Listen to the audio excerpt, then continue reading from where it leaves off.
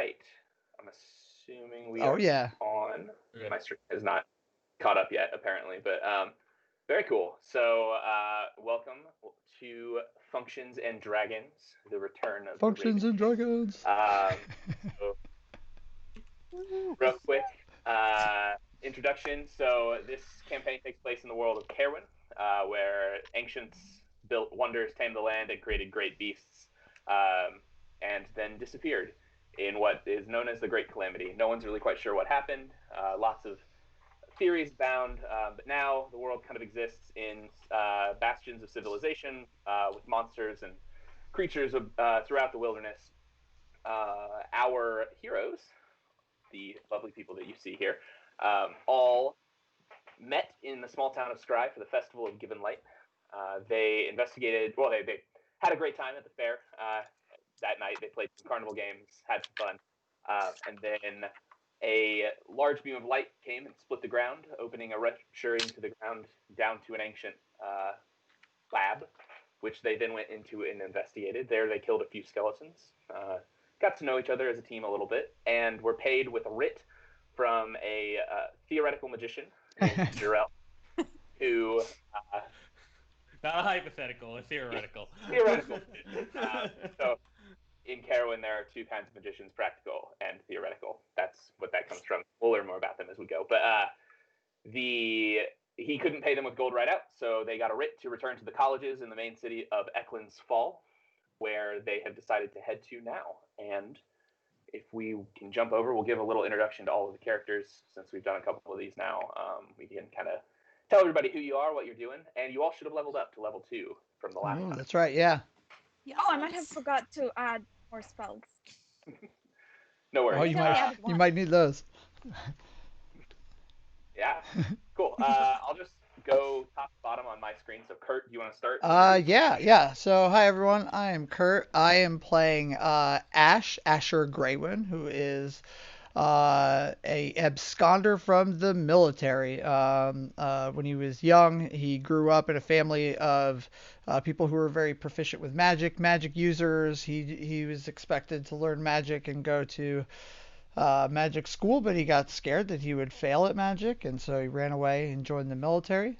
And then after some time, his sister growing up went and did join a college of magic. And while she was working on a project, she disappeared. And that was like 6 years ago. He absconded from the military to look for her. Was unable to track her down or find her, and now just kind of wanders around the edges of the Empire, looking for work, generally as a mercenary, using the skills that he learned in the military. Still pretty interested in magic. Doesn't really talk about it a lot. It's kind of like a sore spot for him, but is trying to also pursue magic. He just struggles with it quite a bit. Yeah, and that's Ash. Awesome. Uh, Anna, do you want to introduce us to Mara? Why, yes. Well, hello. I'm Anna. I am playing Mara, who is a half-orc barbarian. She's from the sort of north of the Middle Kingdom area. She grew up with her father. She knows that her mother was around until she was around 3, but she doesn't remember a whole lot about her. So as far as she knows, she's an only child. Her dad was a stonemason, and they, of some standing until her half-orcishness became a problem for the noble of the town that they were living in. So after kind of living on the lam for a little while out in the woods, hunting and gathering, fishing, trading furs, they got on their way to a more permanent home. So they settled in a new home. Mara did really well there. People were a lot nicer, a lot more tolerant. And they grew to really love her once a band of vagabonds came in and tried to rob the artisans who lived in that town. And she just grabbed her dad's hammer and, whirled it around and hunted them off. And now, she's a local legend, like big fish in a very small pond. So that was kind of restricting, so she decided she wanted to voyage out into the world, see what it really means to be, Mara, instead of just Uh, I mentioned she lived in the forest with the wild beasts. Some of them still haunt her to this day. Shh, buddy. Yeah, anyway, so she's trying to figure out what it means to really be herself rather than just her father's daughter. Awesome.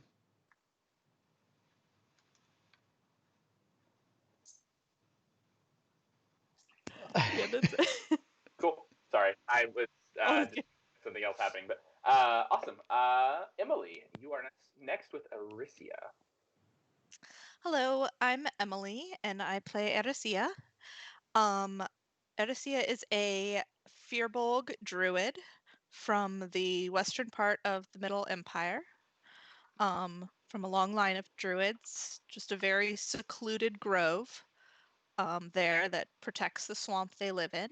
And over this past year, a sickness has come that no one knows what to do, and I received a vision and set out to find a cure.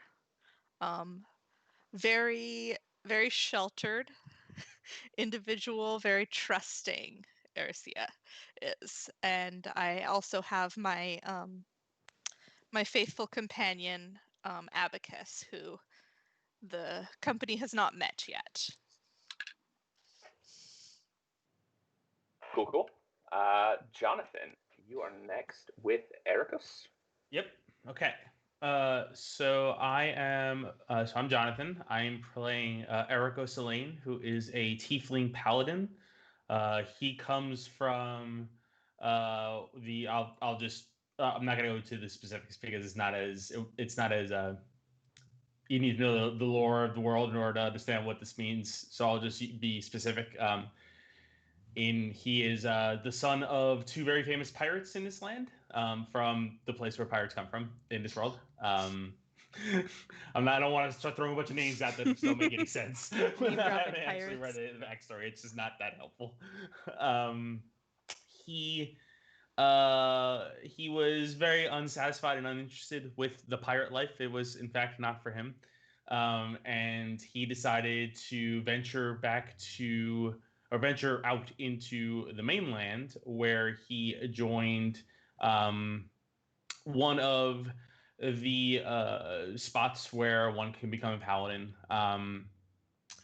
He is kind of curious to learn a little more because his parents are a little less forthcoming with the information as to why they became pirates. They were thrown out of the Tiefling home city for reasons unknown to him at this point. Every time he tries to bring it up, his mother, who is the most famous pirate, would threaten him with death. So he stopped asking after a while. Yeah, he's kind of trying to figure out what that's all about. Unbeknownst to the rest of the party, though, there are some other things that he is trying to deal with, particularly some very, let's just say, dark thoughts that are buried deep down that he needs to grapple with. Awesome, awesome. Simeon is up next with Talita. I don't know if I've been saying that right the whole time. All right. You are muted, I believe, just so you know. Yep. There you go. Sorry. So I'm Simeon. My character is Talita Itua, who is a turtle artificer. He's usually so entrenched in his work that he doesn't notice much around him or care. And he's often puzzled why people get upset at him for making things that cause problems and use borrowed components. And so he often finds that after a short amount of time he is no longer welcome in the places he is, and he travels from place to place, just continuing to focus on his work, and kind of fell in with these his companions because the door opening looked interesting and he wanted to see more. Cool, cool. And last but certainly not least, Kate with Ruby. So I'm playing Ruby, a character who's half elf and at the same time wild mage. She takes advantage of people like Emily and her character Arcia. Um, actually think in good in people and pretend like she's kind of like this small innocent child in order to take advantage of your money, your possessions, and basically anything else that you can offer. For example, one of the last sessions, I think it was the first one, I just bought uh, as Ruby a ride on Anna's character Mara to the city where I want to go. Yeah, so that's just, kind of just like one of the examples of the character's behavior that might potentially happen. She also lies a lot. She doesn't really talk about her background and doesn't like to be too vulnerable around people. But at the same time, from like different stories that she told, you can gather that perhaps she doesn't really have any parents or family left, and that she's looking for revenge, and that she was specifically in the town of Scry as a passing town towards her real destination. All right, cool. So we begin today's session in the town of Scry once more. It's the next day, the 17th of Givenos, in the year 1670, 730, sorry, can't read large numbers. You've all taken a couple days to relax and rest after your ordeal down in the lab. Jarrell has set up a bit of a cordoned off area. The festival has been taken down, and the villagers have returned pretty much to their day-to-day lives. You have been preparing for your trip to Eclins Fall, the capital city of the Middle Empire of Carwin. It's going to take about 10 days of travel. It's pretty far away. The first half of the trip is, well, the whole trip is pretty straightforward. There's a King's Road, which is a well-protected highway through which the caravans travel and traders and merchants kind of frequently move. All of those roads pretty much connect to Eclins Falls because that is the place where the magicians' colleges are in. So the first half will take you to the first way station, which is a small inn slash tavern slash shop slash chapel for the five, which are run by the Hollow Caravan, which is the kind of trade organization in this world. So the way I want to do travel here, since you're traveling on a King's Road, it's not especially dangerous. We're not going to roll for random encounters just yet. I think it would just be distracting to the story as well. So essentially, we'll skip the first 5 days of travel, but from each of you, if you would, give me a little bit of information maybe about what you're doing. While we're traveling, you're a small party now moving together. I'm assuming you're going to go together. I guess I should ask that first. Are you all traveling together? I'm not particularly in the group because I don't really care, but I'm staying up with them. Might lag behind a little bit. Gotcha. Cool. We drag some I'm parts probably behind the carry. Yep. I'm somewhere around the same. I'm kind of trying not to talk to people or look at people and kind of just making sure I don't get lost, making sure that there is no one behind us or to the left or right of us. They can potentially attack us. So trying to stay aware of the surroundings because it's way easier to figure that out from the back of the group. Great. Cool. Ericos would probably be in the center, whatever the center would be. He wants field of vision based on everybody, just for not exactly trusting everyone completely yet, but he cares, so he wants to be careful. I say for everything. Well, and Mara's right out in the front because squishy people. I believe the magician paid us to deliver that letter as a group anyway, so we may as well stick together until we get there. I think that makes the most sense. Do we have I think he actually said to just deliver it to the college because he felt like that was important. Yeah, I don't think it mattered. I think he just thought it might be faster to do it with us because we were going there either way. But we're being paid as a group. Oh yeah, So that's right. So if you care about the money, which I know you do. I certainly do. I do. I certainly do. Give me all of your money. Don't worry. I'm sure by the end of this campaign, I will have. I'll make pocket eyes and I'll get a bigger share. The bank of mom. Does You know anyone in it. this party have a wagon? I do not. Or horse? We're all traveling by foot. I am mean- my own Well, horse. I'm a paladin. And I don't get one of those till later, unless we're playing World of Warcraft. Then actually, in that case, level 40, I get one of those. Okay. I mean, I've got my shell to, hang stuff on, but Yeah. At this point, none of you would have had necessarily enough money to really like buy a horse or a Yeah. wagon. Each of you is from, not the best of means. But as you're traveling, this road's pretty easy to travel. It's not a difficult walk by any means. It's well paved. As you travel the first 5 days, we'll go back around the same order that we did. If everybody can just give me like a sentence or two of what you're doing, and kind of how that plays in with your character and like what your character would be doing during these 5 days. So we'll start Yeah, with for Kurt. sure. And The main things that I would be working on is sword work throughout the day, taking care of some of my equipment, but spending a lot of time in a few books that I have, probably pretty well worn, but I'm staying to myself when I'm reading them. Otherwise, I'm relatively open. I'm used to traveling with groups of people across terrain of all sorts for years. So yeah, I'm just trying to get to know everybody as much as I can, kind of watching, seeing what everybody does, how everyone behaves, who talks to who, and just trying to learn some magic. You might see me sneak off sometimes. You don't know what I'm doing, but I'm gone for a little while. I come back, I'm pretty frustrated. That's about the gist of it. Oh. great, Anna. Samara is just kind of she's pretty friendly, pretty jovial, trying to strike up conversation with people, ask what kind of hobbies they have, displaying her collection of small stone trinkets that she has either carved herself or like cool rocks that she's found. Seeing if she can get anyone interested in rocks.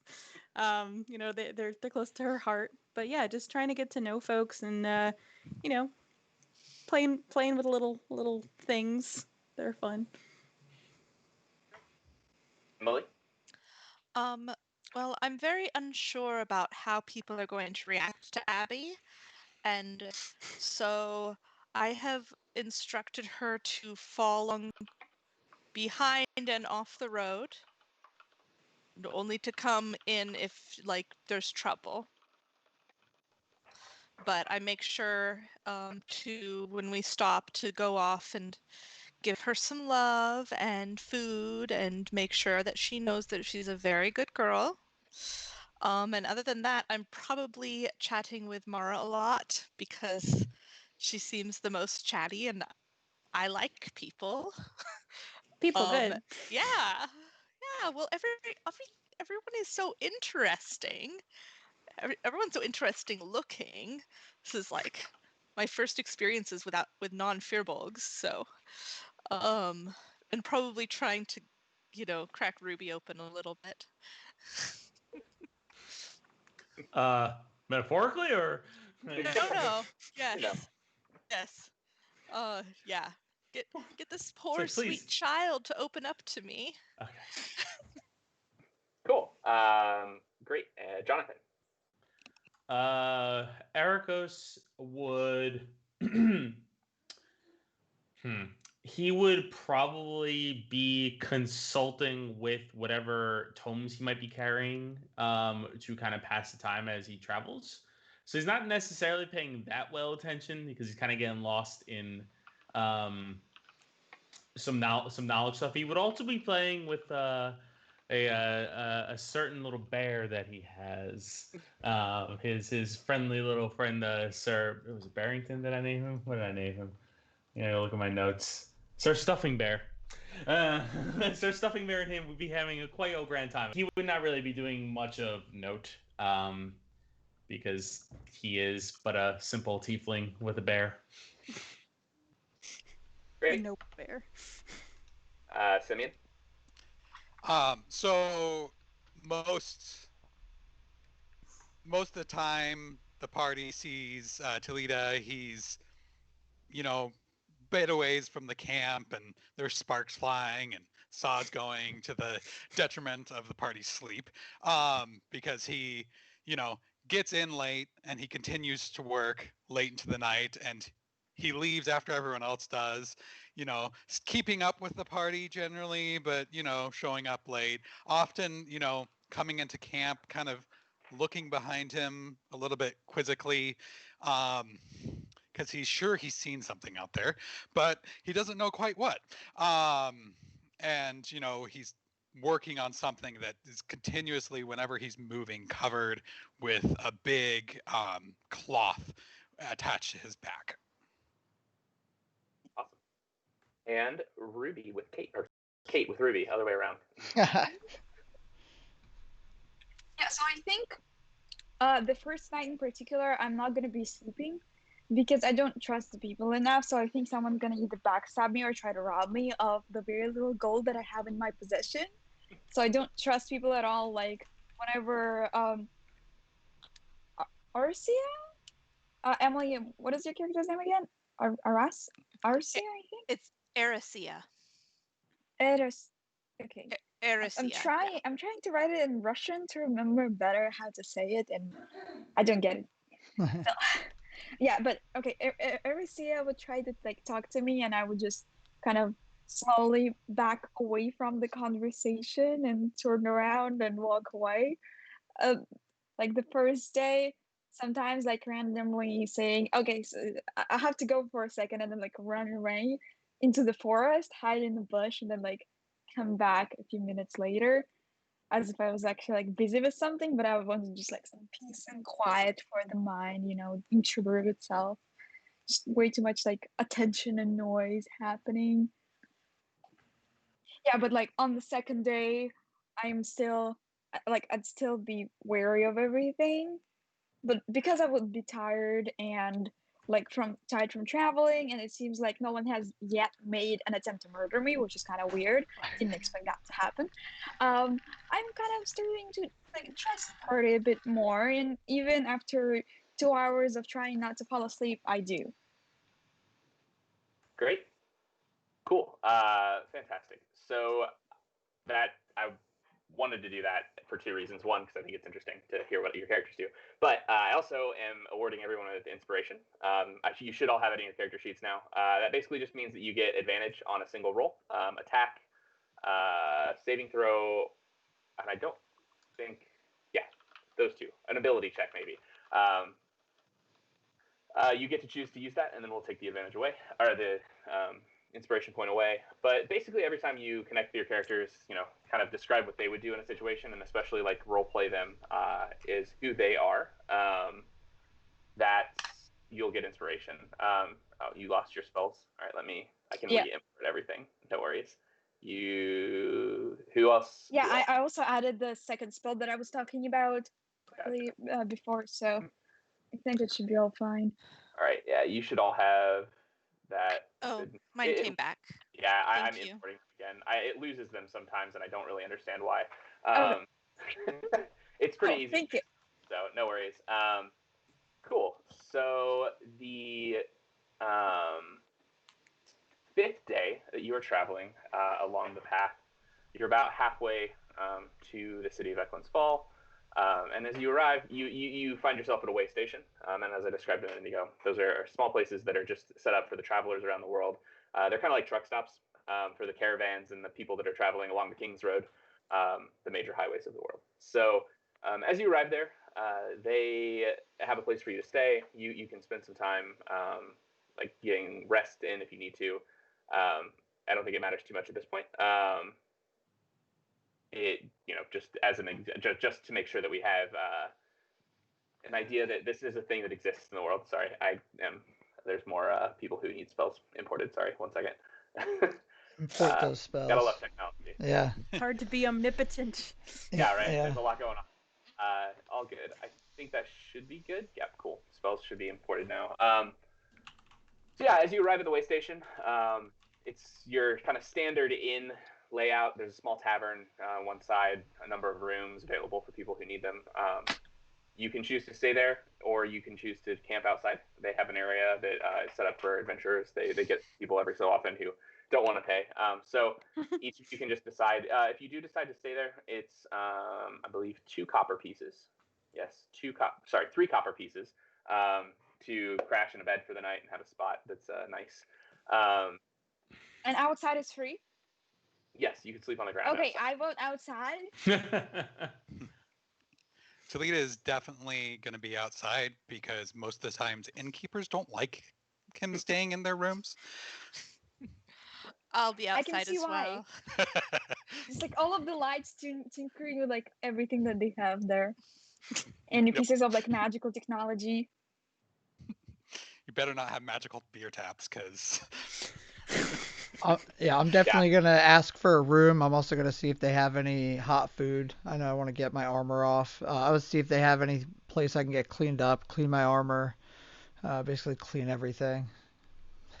Cool. Yeah. Yeah. So they have a little bathhouse that you can use, and you can take some water from the well to your room in a bowl. They have all that stuff for you. So for food and a night of stay, it's 3 copper for the night, and then 1 copper for the meals for the time that you're there, dinner and breakfast. Um, and if anybody would like to, there is a barkeep there. There are people around. You can talk to people if you need to, but I don't know if you need to. Is there anyone who stands out in the crowd? Anyone rich in particular, Not really. So Ruby. the way station is pretty empty. There's not a ton of people. Not too many people leave their hometowns in this area. It's dangerous out on the roads for people who are not adventurers, for commoners.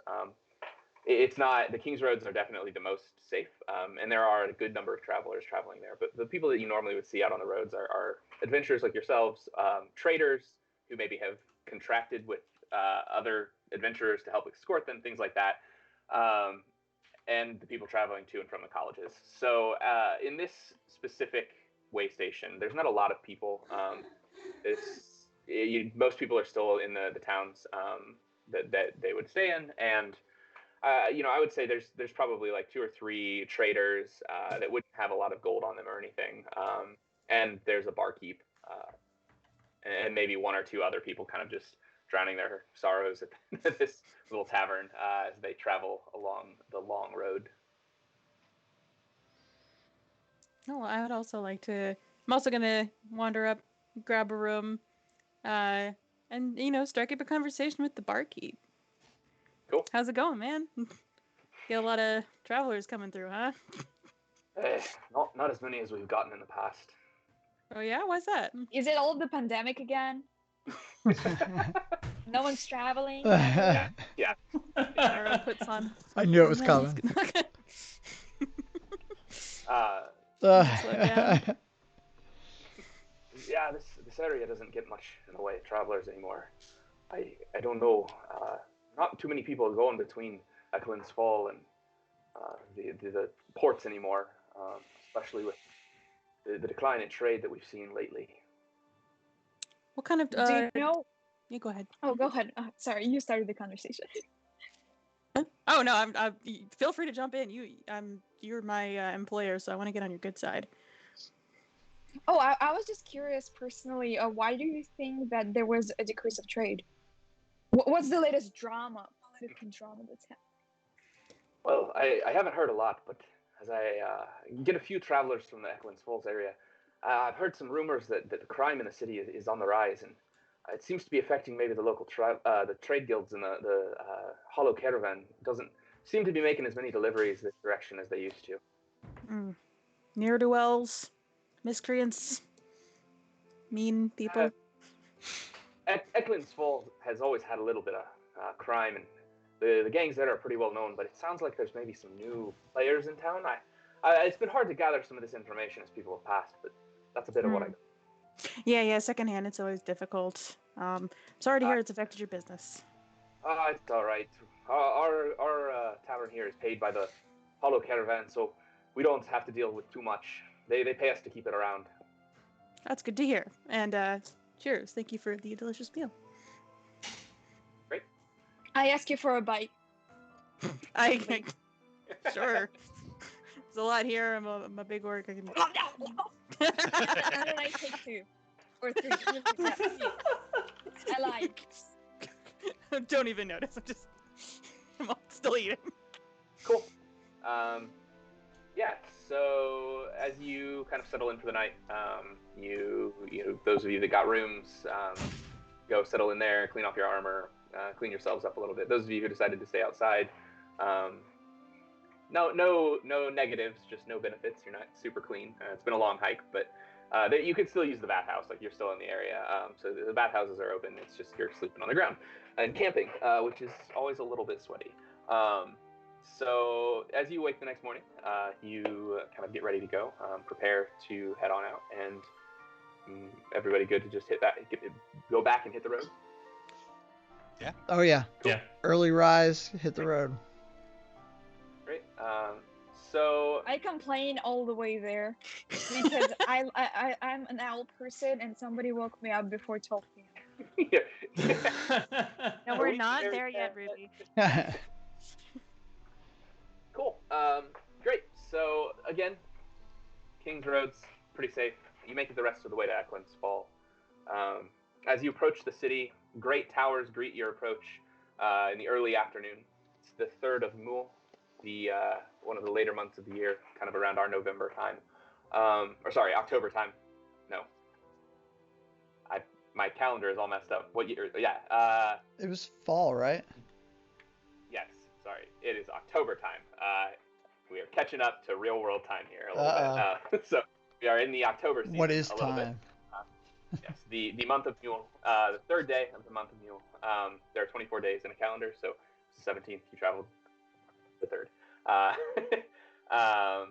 As you arrive, between these great towers are these incredible rail lines running on the power of Arcanatech, with magical purple lightning striking below the cars. In the center, the Imperial Colleges stand several stories high, held together with magic and a set of arcanium stones studded throughout. As you approach the city, grand pillars of marble mark the path to the great gates, currently hung wide open to allow travelers and merchants free access to the city. Just inside stands the eastern gate yards, filled with great gardens of lush plants. This space acts as an agora of sorts, a meeting place for incoming and outgoing travelers, a forum for public discourse, and a place for street vendors to sell their wares. Welcome to Eclins Falls. Yes. Eclins Fall. I'm going to get that S wrong all the time. It's Eclins Fall. Wait, what happened? Did someone turn on clapping? Kurt's got a clapping track. That's awesome. Nice.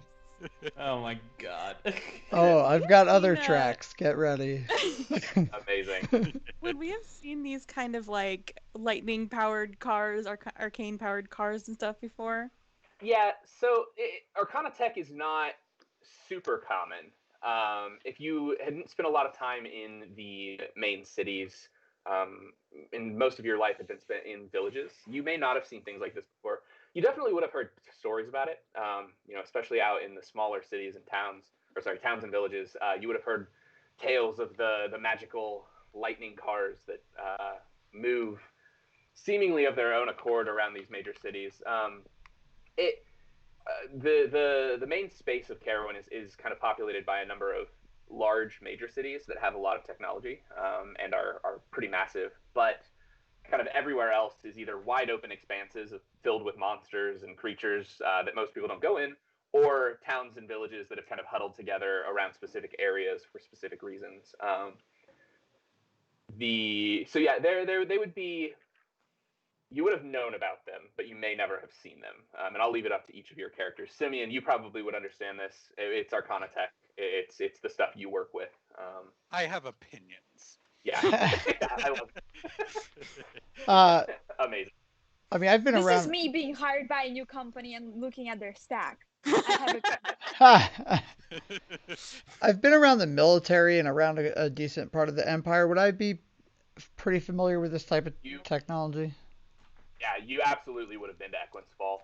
The military bases themselves out of this city. That's right. Okay. So even where Yep. you deployed, you would have been in that So area. this is just dawning on Ash. I haven't been to the center of the Empire in a long time, and as a matter of fact, it's probably really bad for me to be here. Shit. Yeah, it you do know you're not likely to run into anyone that's going to recognize you. The Yeah. the unit that you were in wasn't the big one. It wasn't, you weren't in the infantry. It wasn't like the Cool. where there's thousands of people, Yeah, yeah. but it was big enough and there's enough rotation and it's been long enough that people probably won't recognize you. It's You know, true. It's maybe been don't go around six, saying like, 7 years. "Hey, I'm a deserter." I am a deserter. But uh, this Huge. city is Yeah. huge. I mean, we're dealing. There's 24,000 people who live in this city. So by medieval standards, it's Got it. massive. Cool. I think I personally am in huge like awe because I believe I've never seen something like this before. So for a second, I even forget like who I am and what I'm doing here. Who the hell are all of these people around me? And just kind of stare at it for a few moments with like little sparkles in my eyes, like just like very childish fascination towards something that I haven't seen before. Yeah. Awesome. And then I'm like thinking, probably part of of magic in me can do something like this. I wonder if I can ever do something similar or even cooler than that with the powers that I hold. Yeah. Awesome. Great. So, what would you like to do? You are in the city, in this main section, this kind of agora-like area that lots of people around, numbers of street vendors, you know, calling out, selling their wares to people as they are leaving or coming into the city. Some selling wards of protection to the less savvy city folk. Some selling wards of protection to the less savvy folk leaving. All sorts of things like that. Some selling food. Yeah. Does this look like a place that would be safe for me to bring Abacus with me? Abacus wouldn't be the weirdest thing in this city, for sure. This is a weird place. So like if I put her leash on her, yeah, I probably would maybe get some looks, but the guards aren't going to try and kill her on sight. no, not at all. All right. There's weird magic here. There's creatures of all sorts. As you look around, you know, you see humanoids, you see like the elves and the humans and the typical races, but you also see some races that maybe you haven't seen a lot of before. There are some that look like fish people. There are some who look a little in everything. And so, yeah, Abacus. Are there other Firbolgs? There's probably a few. You know, this is an area. Firbolgs tend to stay to nature a lot more. They're a little bit, and the ones that would be here probably would typically disguise themselves. Sure. Firbolgs have the ability to look like humans, and so unless they were really dealing with people who understood them, more than anything, they just would. I should probably do that. Now that I'm thinking about it. Yeah, you can do it. Well, the question is, should we drop off this letter first, or should we find somewhere to stay? What time of day is it? Yeah. Yeah. Can we ride the cars though? Hopefully. You're there in the early afternoon. Okay. It's just a little past lunchtime. You know, maybe 12:30, 1 o'clock. I guess we need to find. It's the College of the Magician, correct? That's where we're going? Yep. We need to find the College of the Magician. So I'm going to look around, do a scan, and see if there's anyone I can see. It looks like a city guard or I don't know, even someone who works a stand and say, can you point me to the College of the Magician? Yeah. So as you look around, there's a ton of people. But yeah. There's to be a street vendor that is not super busy. He's got some little odds and ends on his table. Nothing that really looks real or good. It's not like you're not dealing with like real magic items. This is one of the guys who's selling like knockoff pendants of protection and things like that. So yeah, he seems willing to talk though. you can kind of tell he's looking for some sales, and he'd love to see your group over there. Okay, so yeah, I approach and excuse me, where's the College of the Magician? Would I actually know this from having been here? You would know Maybe not. that. Yeah, so you would know that the colleges are in the center of town, and you actually can probably see them, at least the tops of them from where you are now. This is a city Oh, of a they're lot of huge, huh? spires and towers, and they are massive, held together by incredible architecture and magic. They have these stones that the magic stones kind of studded throughout the architecture, which holds them together. And so yeah, you would know generally where they were, but the city is also pretty convoluted. There are some main roads, Right. so you could probably figure out your way there, but it I'm probably still gonna wouldn't be. ask. Yeah. What's the fastest way to get to the colleges, especially the magician? Says, are you turning in one of those writs? I don't know what you're talking of. I'm going to see some family. Yeah. All right, all right. Well, uh, if you're new to the city, the fastest way to get there is definitely on the main road. So you just follow this little bit here, and turn up to the right, and then take a left. Awesome. I appreciate the information. Although you did pique my interest, as I do always look for work. So what is this about this Ritz? Fill me in. Yeah, yeah. Well, you see, a lot of times the colleges employ people of a certain persuasion. You fellows look somewhat like adventurers to me. And the colleges will frequently employ people to do some tasks, and most magicians don't carry a lot of coin on them, but the colleges themselves have a lot of coin, and so they'll issue these sort of writs that allow people to cash them in for money. Interesting. Oh, I think Awesome. this is what we're already doing, right? We're doing a task for someone who's working Yeah. there, right? Yeah, we are, but I'm just not about to He's tell a lying. stranger. Yeah, I'm not about to tell the Wait, stranger you're that, saying like, we yeah, I won't have be a able to writ. cash our gold? Yeah, yeah. Just here to see Uh, some fam. We're all that's related. it. Yeah, yeah. Okay, well, thank We're all you. in disguise. You We're think out of we're here. of different races, but really we are of the same. I'm trying to like make like a coat, like like when you grab a coat and like you put on your face. Great. Uh, Um, so before we go in really in, since you said this was kind of like on the outskirt of the city, right? yeah, Okay, so I'll go ahead and do my Firbolg magic of disguising myself, great. which lasts for an hour, and I really don't have very much experience with humans. Um, and so I'm just going to make myself look smaller.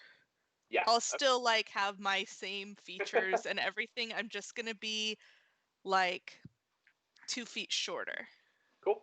Yeah, So great. how much in total? Are you like as short as me, like 5'1"? Oh, like what? How? Hold on. Let me double check what size I put myself at. I, Emily, am a very small person, so I decided to be the largest that I can. Um, so my normal height is 7'9", so I'll be like 5'9". So you're still giant. Okay. Still pretty. Compared to me, For you, yes. like Like fair for you, like yes. I still had to like look up. I'll Really look like a beautiful. tall human woman, Cool. except like a furbolg. And I'll also kind of pop out and call Abacus to me and get her little collar and leash out, which honestly is just for show. Um, and so then when I come back, you guys see me coming back 2 feet shorter, um, holding a leash with this creature on the end, who looks about the size of like a husky dog, but a little shorter legs, and um, instead of fur, she has like scales, like a crocodile. She looks like a crocodile. She's got the shape of a dog's head, but it's definitely a crocodile's mouth. Puppy. Crocodile type tail that's a little bit curved up Yeah. like a husky's. When she walks up, I look over, stare at it for a second, nod, and go back to trying to see if there's any loose fenders or bumpers or random magical things lying around that I can pick up. Cool. Yeah. Awesome. Yeah. So you are now disguised. You all gonna make your way to the colleges? Actually, as we go, my character tries to see if there are any gambling places around because I do have that coin that always falls on heads, and I wouldn't mind winning a few gold pieces. My. Yeah. Um, being new to the city, you probably don't see a lot. The city is pretty crime ridden. If you search for long enough, you probably could find like a spot to do this. Maybe one of the inns, something like that. But right now, you probably don't see much, especially just since it's like the middle of the day. You're also in the some of the nicer area of the city. The gate yards are pretty well guarded. There's the city guard kind of keeps a watch over the nicer areas of the city, and people don't tend to commit crime in the nicer areas of the city. Okay, So that- okay, so there- I hear you. I hear you. yeah, this city is a little cyberpunky in that, but like with magic instead, where like there's like the upper boroughs where things are like really nice and well protected, and like the people there are rich, and then there's like the lower boroughs, and the lower boroughs are like really sketchy and like pretty much owned by gangs. So She's not asking where to commit crime. She's asking where to place a Right. legitimate bet.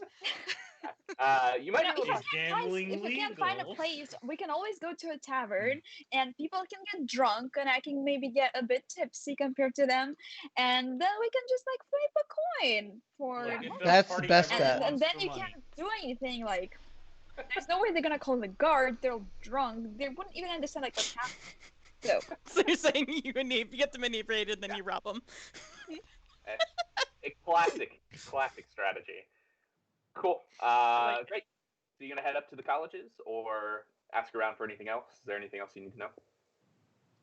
I think I'm most concerned with Let's- getting this money right now, and then we can Yeah. figure out what Yeah. we do next. Great. Yeah. So you manage to find the colleges. It takes you a little bit of time, probably an hour or two, just kind of wandering the city streets. It's a big city. The main road is pretty clear. It's pretty clear that it's there, but I'm assuming that with this party, especially, people are kind of distracted, maybe hopping off and looking at interesting things, especially the people who haven't been in the city before. And so, yeah, you make your way there. As you approach the colleges, there are these massive towers. I mean, hundreds of feet in the air. And made of various materials. Each one, there's five. Each one is made of different materials. One is made of what looks to be solid ivory. One is made of a pink marble. Another is made of what looks like obsidian, but kind of shines in a really interesting way. One is made of this nice, like, it's like a very white marble with these red flakes speckled in it, so it almost looks like it's burning at times if you catch it in the right light. That was 2, 3. I think that was 4. Yeah. There's one that is try to count them in my head.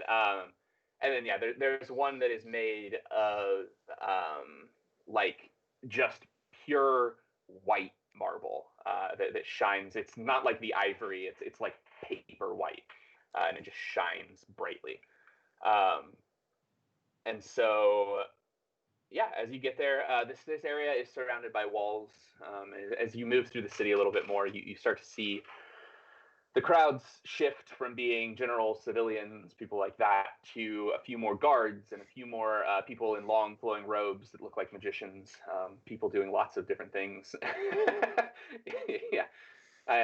So yeah, Emily, your short rest disguise only lasts an hour, but it's all good.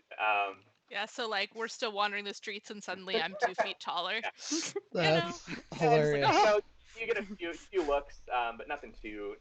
There's weirder stuff that happens. This is a city of magicians. my character is like seeing some of the concerns in the crowd and says, "Don't eat random mushrooms you find on the street, kids."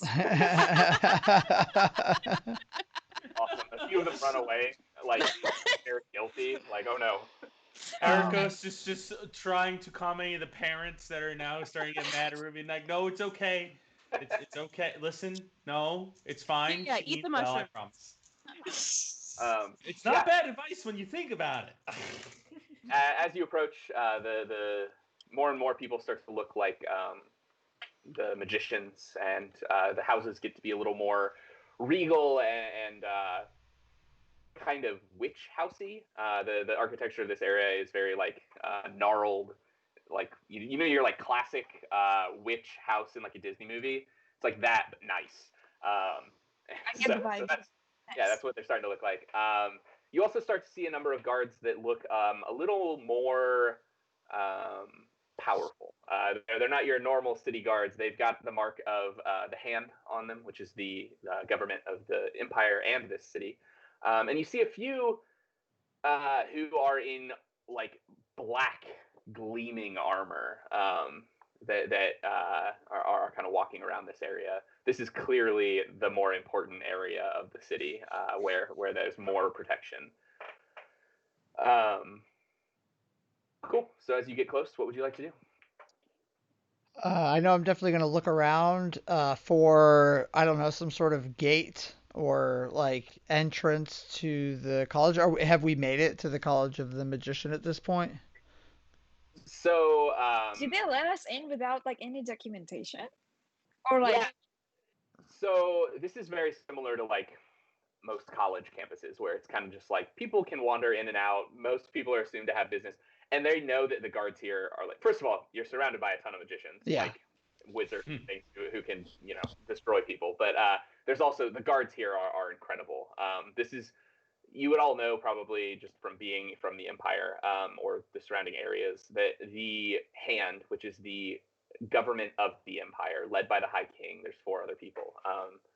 They live in the college towers.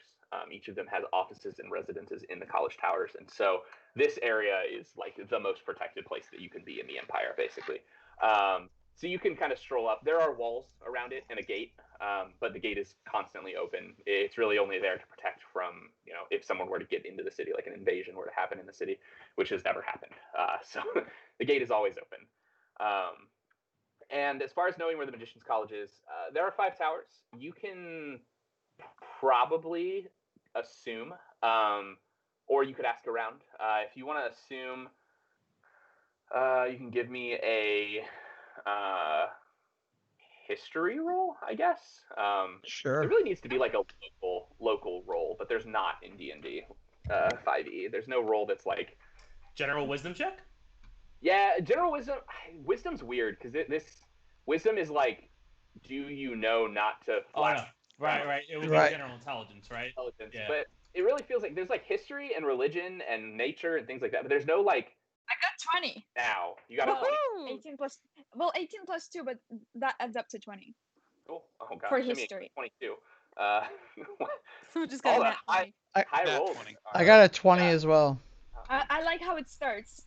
Yeah. Damn. Start. All right. So the rolls are coming in tonight, strong. Oh. Yeah. So yeah, you figure it out. The tower that is white and flecked with red is the Magician's Tower. You still don't know exactly where you're headed. I mean, it's a very, very tall tower, but you at least know that that is the right tower to head to. And there would probably be people inside who can direct you to the So right. a question is, why do we think that we actually need to see him when the letter was, I think, addressed to the whole academy and not just to a single person, right? We're not trying to find So a the person, letter- right? Sorry. Yeah, no, you're. So, I thought we were going to the tower with the hand. Yeah, the tower. The tower is also like the area that the students study in and things like that. There just also happens to be like the residences. The letter is addressed to the. Sorry, I have this written somewhere. Where did I put it? The requisitions office. which it doesn't have an address on it. It just says Magician's Tower Requisitions Office, and then the name of Jarrell and care of adventurers. So, yeah, you also probably don't know where the requisitions office is, just given that like none of you would have spent a lot of time here or doing stuff for requisitioning. But you know that the tower that you need to head to is the Magician's Tower, the Magician's College. Are we pretty close by some of the shiny black armored guards? Yeah, I mean, there's a number of them walking around the area. I'm just gonna, mosey up to one and be like, "Hey, that is some sick armor. That is some really nice looking stuff there." He says nothing, just kind of stares ahead. You know the guards at like the Buckingham Palace kind of guards, like yeah. It's that. He's blank faced, solid stare, and he's like, you can tell that his eyes are like he is like scanning the crowd, looking for any threats that could be there. Okay. Well, can you point me, sir? I know you're not acknowledging me, but can you point me towards the requisition office by any chance? Same thing, absolutely. Can I roll like a charisma? Yeah, go ahead. Wait, I have really high charisma. Can I do it? Sure. You do it. You do it. That's the thing I'm good at too. Charisma. I'm a very lucky child who's looking for her sister. I know she's studying somewhere here, and she mentioned the tower. Where can I find it? So that'll be a deception check. Okay. Do you want to go ahead and give me that? Let me see. Wait, deception. Okay. Oh, not bad. Okay. It's 21. Okay. Well, yeah, you beat him. So he he just still no words, nothing, but he just lifts up an arm, kind of like abruptly, and points directly to the tower that you. I do a curtsy. Thank you, kind sir. And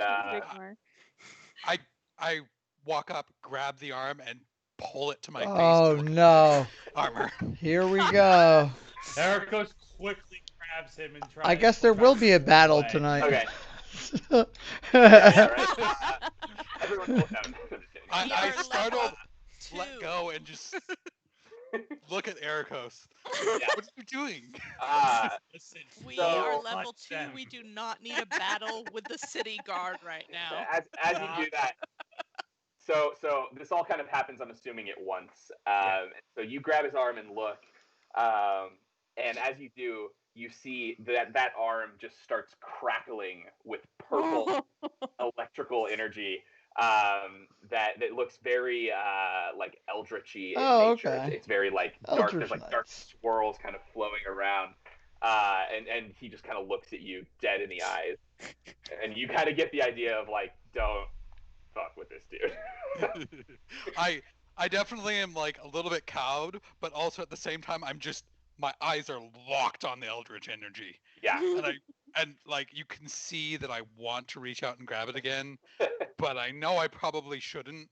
And there's this guy over here that like doesn't want me to as well, so I kind of just turn around and mumble and walk away.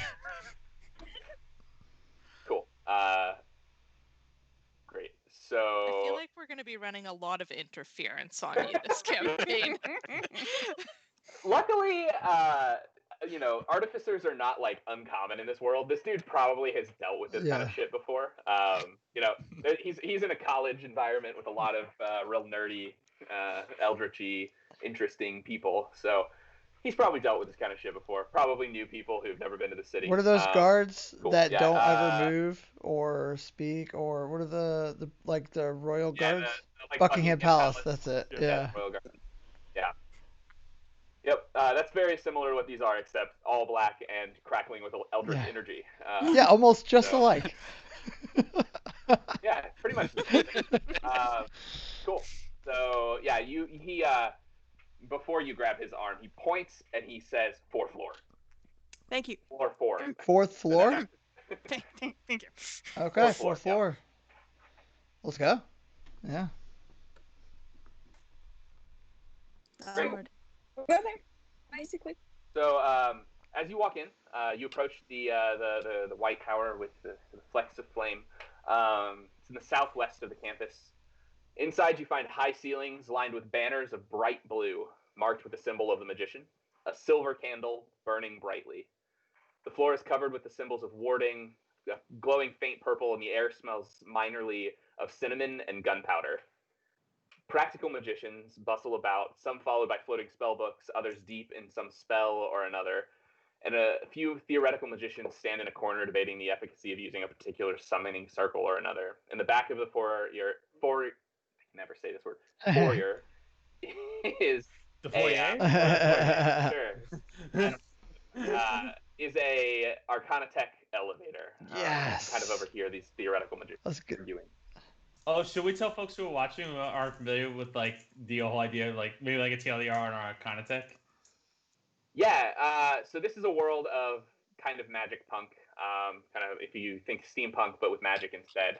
So this is a very high tech for fantasy kind of world, and it is all powered by this metal called arcanium, which is imbued with magical properties. It holds magical properties super well. It's pretty rare in the world, and it's used to power the rail lines and the elevators and various home appliances, things like that. Really small pieces of arcanium can be found in pretty much every home around the Empire, doing various things, mostly working spells like prestidigitation. Magic is very common in this world, at the lower levels especially. So cantrips and first level spells are kind of all over. Anything higher than that, you start to get into the realm of the colleges, and then much higher than that, you start to get into the realm of like the highest of the high levels in the colleges and a select few adventurers or wizards or warlocks around the world. I definitely want to take the elevator to the 4th floor.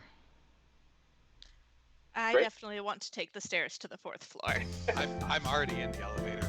Unfortunately, amazing. Eric Ghost is confused as to where this music is coming. All right, we're here. There's a minor illusion spell, impermanent, like on some Arcana in there that just like makes that noise. Sorry. But no, yeah. So there actually are no stairs. There's only the elevator, unfortunately. So you all had to listen to it. Yep. In that case, I'll be staying outside Okay. for this. Okay.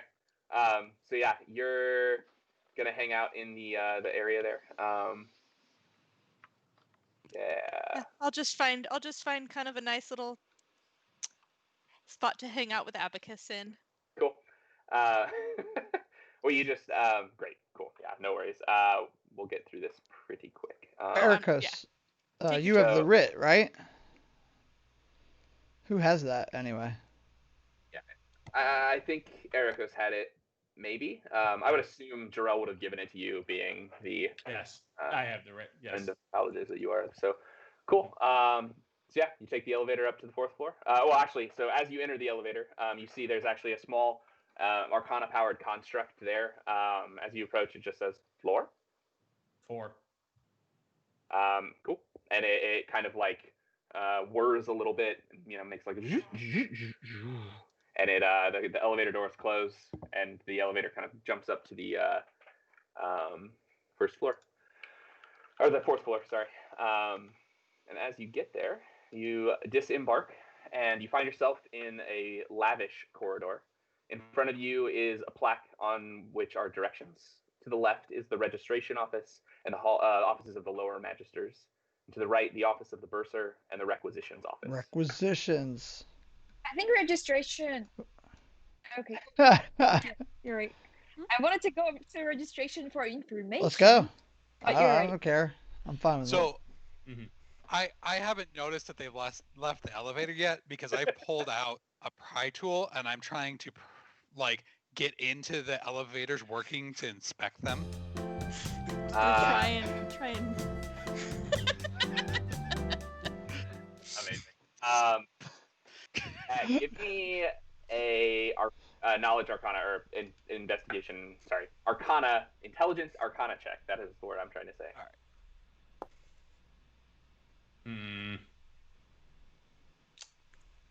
Intelligence 17. it is. This is what appears to be a completely flat piece of metal. It doesn't seem that there's anywhere you can really get into it. It doesn't seem that there's really much to be done. The construct is actually built into the metal wall. You can hear it whirring inside. If you put your ear up to it, you might be able to get a little bit of idea that it is activating some series of magical things in some way. With a roll like that, you definitely would kind of maybe just looking at it get a little bit of an idea, right? You've got a little bit of a okay, it's probably using this construct to power the arcana that maybe generates a levitation spell or some kind of force push spell to do something to lift this elevator up. But as far as you can tell, there is no way to get into this. It is high quality. So having understood that, and also, having had people overreact in the past when I whipped out my welder and tried to cut into things, I, shrug and go ahead and walk out of the elevator and follow everyone else. Cool. So you're headed to the registration office first? Or the requisitions office first? Yeah. Mm-hmm. Cool. As you enter, you see a number of people sitting behind smaller desks. Each have a stationary pad and inkwell on them. The sound of writing and footsteps fill the hall, echoing off the stone walls. Each person in the hall is hard at work, bailing out various forms and placing them into chutes at the back of the room. One requisition officer, a human woman, looks at you and says, "Yes? Well, what can I do for you folks?" We, excuse me. So I take out the writ, I guess, and I hold out and say, "Well, we have this writ here for, I forget the entire total that it was, and we would like to have it 100 gold. Well, it says on. Eight gold per person was the Right. Yeah, she says, "Well, writs must be turned in at the bursar's office. This office is for requisitions from other magicians and collections on requisitions." Wait. He's a magician, though. This is a letter from a magician. Weren't we requisited? We were given two things. We were given the writ, and we were given a letter for requisitions. That's correct. That's nice. Correct. I take out the letter for requisition and I hand it over. We also have one of those. Great. She says, wonderful. I'll just take that form and then finish filling it out. Thank you for delivering this. If you need to collect payment, the bursar is just down the hall." Okay. So, All right. She kind of looks back down and starts filling out the I'm paper. running to the elevator right now. As fast as possible. Let's go. Come on. I turn, I look at her, and I point down the hall. and continue down the hall. I'm a bit confused and just feeling a bit awkward, just okay, and take a step out of elevator and then run towards that way. Cool. yeah. So you're headed to the bursar's office? Yes. Great. As you approach the bursar's office, you see a large marble desk behind which sits a large orcish man. In the room behind him, with these sort of glass windows that kind of look into a nice lavish office as well, sits the bursar, a half-elf woman with thick spectacles, looming over a large ledger. She's writing and kind of scrawling away. You see her kind of, maybe she pulls out an abacus and kind of flicks some things around, does some counting. She says, so as you can kind of just see she's there. And there's no one else in the hall as you approach the desk. The orc greets you. Says, "Hello there. You look like rugged adventurers. Here to collect on a writ." We are. I hand over the writ. Great. Now, just a small order of business. Have you registered with the office before? If not, there's a bit of paperwork we need to get out of the way first. This would be our first time, I suppose. Oh, all right. Just some basic information we'll need. Normally, I would send you over to the registration office, but I actually have the forms here today, and as you can see, it's a little slow. So I'll help you out. Kind of pulls out a piece of paper, somewhat long. It doesn't look like to be too much paperwork. And he said, yes, here's the form. Now, first, are you working for a previously registered magical organization? No. Yes? No. Wait, are we? Oh, okay. No, we're not. We're You would working not for be. Jarrell. No. Oh, okay, great. Now, we require all groups to register with a name of some sort. It just makes the ledgers easier to balance. So, is there a name that we can call your group here? It's no problem. You can always change it in the future. We're arguing in it right now in the chat. I'm going. You should probably do something I vote around for Jonathan. Rusty and Booping because we talk about it a lot. Yes, Rusty Boopers? we are the Rusty Boopers. Okay, that doesn't sound like professional. Like if somebody said we just hired a group of like 5 Hang on a guys, second. Wait. Professional. like no one's gonna take Not. it seriously. Okay. Not Wait, should we tell professional. them your suggestions? Because I'm Blood looking at them bathed? right now, and I don't know if I okay want to with be it. running around as blood bathed. I feel like we should have this conversation in character in front of Oh this yes, person. absolutely. Yeah. Absolutely. Battle onward. Overall We should professional. all do we should all do blood bonzi. Come on, let's Whoa, whoa, Oh. slow down with the blood Okay. sharing. My God, Yeah. I would not be okay with that. Yeah. I pull out a knife and I It could hand be it like to her. blood No. bonded instead of Stop blood encouraging weight. Selena. Well, let's see. What have we done together so have far? a We've knife right here. traveled No. to Eclins Falls. We've defeated some undead skeletons. Skelly Undead. How about undead? The Undead undead. It always comes back to booping. I feel like Boopers would be a great name. What We about can always what change about it later. Shiba Inus. I like yeah, Shiba or Inus. blood They're cute. boopers? There's a happy medium. It's got blood in it. No, that doesn't make sense. Can we be Babe. the Untitled Adventuring Party? Undefined. Genesis of Oh. Okay. Okay. The Change undefined. of boob, Genesis The of boob. undefined adventuring party. What is the scribe looking at us like right now? I'm imagining Yes. you've all kind of turned to huddle around and like discuss this. And then he's just kind of shaking his Nan, head, like, not a name. That's or Nan. Yes, let's do that. NAN. I love it. We are NAN. Yes. Not a name. Adventurers Nan.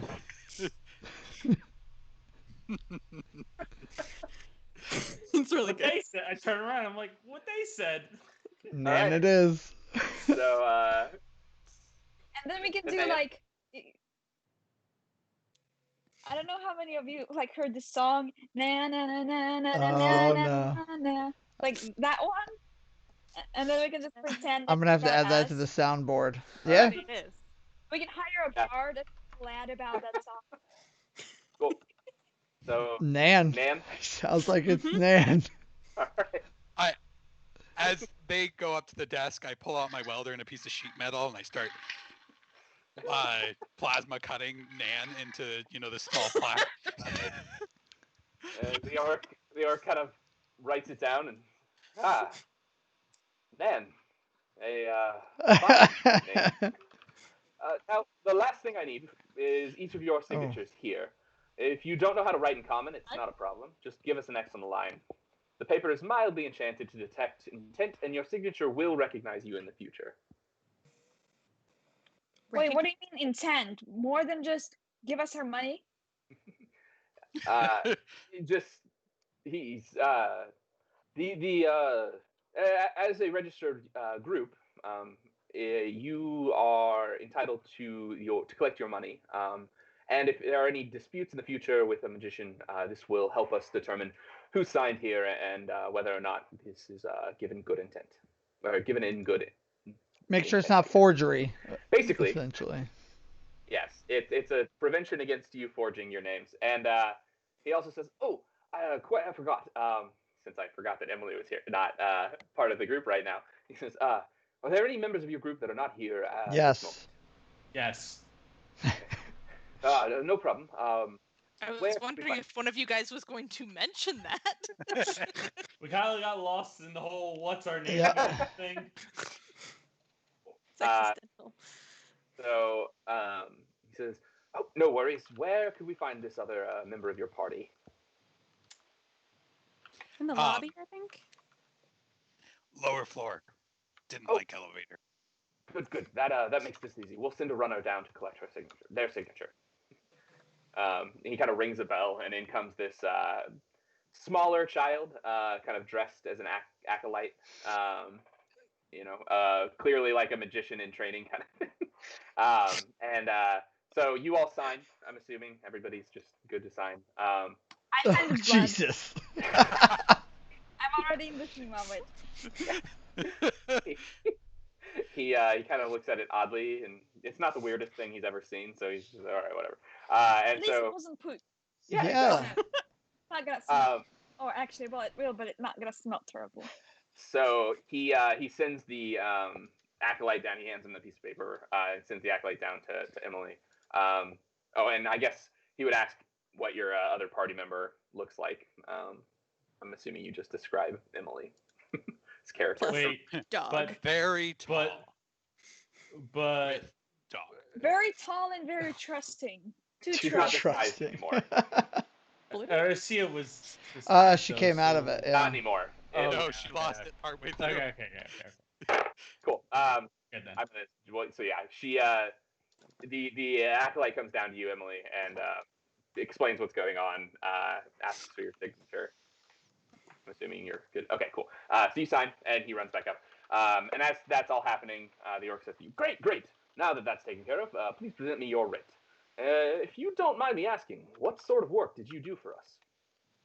Anything, as long as it pays money. Sorry, what sort of work did you do for us? We carried I'm a sorry. wreck to the city and cleared a dungeon. Oh. Right? Yeah, we crushed some skeletons. Oh yeah. Oh yes. Oh, that's interesting. We protected Where was this dungeon? This is pretty fascinating. It just Scry. appeared in the city of Scry on a festival. Like there was like a very bright explosion or something, or there was like some confusion around, very bright lights, and then boom, skeletons. We killed those. Went to the dungeon. We killed more. Oh, And he. Can you understand my frustration? He paid us as much for the dungeon as it was for us to deliver this letter. So if you can just add like another like 5 to 15 to 20% on top as a Yes. tip, that would be nice. Yes, I'm nodding. Yes. well, as much as I would love to, and as fascinating as that sounds, I don't have control over the writs or any of the money here. Once they're signed on the paper, they're magically bound to the work that you've done. And this is fascinating, though. We have heard rumors of this, but this is the first concrete report we've gotten of this sort of thing happening. Has the researcher in charge made a requisition Yes. for materials? Mm-hmm. Oh, great. Now, let me go get you your pens. And so he heads back into the office of the Bursar with the writs. He hands them to the Bursar, who kind of weighs them in her hand, reads the number on them. She makes a note in the large ledger that's in front of her, and as you watch, the paper catches blue flame, burns up, and in its place is a small leather bag. Once she's finished with each writ, doing this for every single one of you, she hands you the bags to the orc, who returns to you with your gold. Amazing. Thank you. Gives me kind of the Harry Potter vibes right now. A little bit. I mean, it's a magic school. Yeah. It's going to be good. Harry Potter vibes. So I'm gonna count my gold and tuck it away. And I'm gonna ask the orc. We got 8 How much gold did you get? each. So then I'm. Gold each. All right. For everything, right? What? So it's not like 8 gold each for both delivering a letter and going to the dungeon. It's like 8 gold in Yeah, total. for each person. Yeah, total. Yeah. Well, this brings us to an interesting crossroads. We've got paid. I mean, came here together. I guess my question is, what are you all going to do? I know I haven't made this much money in a while. I'd be interested to Same. do a few more of these. I've really got my heart set on getting some things that are going to cost quite a bit of gold that I don't have right now. Uh, we seem to work together pretty well. If you're interested, I'd be definitely willing to do a few more jobs if we can land them and see if we can't stack up some monies maybe before we part ways or figure out what else we do. Well, Yeah, I mean, we already have not a name. I mean, we're a party well, now. I've kind of noticed people don't like me borrowing things. No, money sounds Pretty useful. I don't have as much need for money as y'all might. However, I'm going to be in the area, so I might as well. I don't have a reason not to, and things might get Well, dangerous. we Why could be by always use a myself? paladin. Do you real quick? Are you having this conversation in the bursar's office, or have you moved down to include Erisea? Let's. I thought we were all together. I Yeah, thought they let's brought you up do to it. get your signature. Sorry. No. They ran an acolyte down with the paper, got Oops. the signature, and the acolyte ran back. Yes. Then yeah. Sorry. I would not have that conversation unless we were all together. Yeah. I don't trust magic. Fair enough. Yeah. Fair. Cool. So as I'm you're kind of like taking Mara into the corner, and I'm like, so you want to drive me to the place, or do you want to follow these people? Wait, I thought I was just your ride in general. I didn't know I was going to a particular location. Oh no, no. I mean, all of the other rides you've been doing it for free because I'm such a lovely person. But I paid you in particular to go to a very specific destination that I want to go. Interesting. Do you think we could drag the rest of these fools along with us? Perhaps. How persuasive do you think we should be? And by fools, I mean So- lovely people. So we're watching you have this I'm not gonna conversation. correct you. If you want to Yeah, it's like standing right there. We were all together. Y'all just started saying this. I think Oh, that's right. That's right. Yeah. so that people can hear that. I think that this is Eclins Fall was the place that you were headed, if I remember Oh correctly. no, it was this is where it all started, if you know what I mean. But let me check where I was actually headed. It's somewhere in my paper notes, which are to the least saying it's very messy. So it might take me some time. Basically, she was that's gonna be spoilers. But it all started, all of it started in Eclins Falls. Yes. Well, I'm happy to take you where you want to go, but this seems like a pretty lucrative group that we've hooked up with here. I mean, could be financially a good move for both of us if we stuck around for a bit. I'm listening. Continue talking. Yeah, I mean, like I haven't made 8 gold in like one day, like ever. That's more than. So that's a lot. real quick, as you all are discussing, a small gnomish man hurries up to you, saying, "Hello. You look like reputable adventurers. I just saw you leaving the bursar's office. If you got a minute, I might have a job for you." Well, we love the sound of that. Another job? How much are you willing to pay? And are you gonna pay us more than the other job? Priorities. We need to set priorities. So he kind of like looks around, kind of sees all the people around, and says, "Let's talk about this a little, someplace a little quieter. How about I meet you at the Belt and Bracers in an hour?" You buy us beers. Great. Perfect. Very well. That'll give me time to get the relevant information compiled for you as well. Didn't even have to roll to get the free drinks. Ruby, I like your negotiation skills. Oh, by the way, Very good. Very good. We will never want for anything. I'm just Um, saying. yep.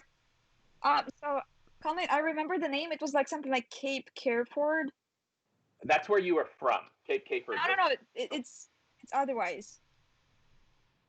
Okay, we can figure it out. No worries. Yeah, I don't 100% remember. We can make it work, however. But cool. Yeah. So I'm gonna assume everybody heads to the Belt and Bracers. Yes. 30 beers. Cool. So it's back. He kind of explains to you where it is.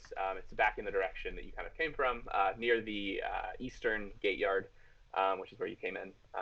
It's a large tavern. we can go ahead and let's say that you entered it, and let's go ahead and take a break real quick. Yeah, that's cool with perfect everybody. timing. Yeah. Take a Sounds quick good. break. And Yeah. We were just asking. We were Good, just talking yeah. about. I think that's a good pausing point. Yeah. So Yeah. Yeah, we'll be back in 10 minutes, everyone. Thanks Sounds for good. hanging out with us. All right. Woot woot.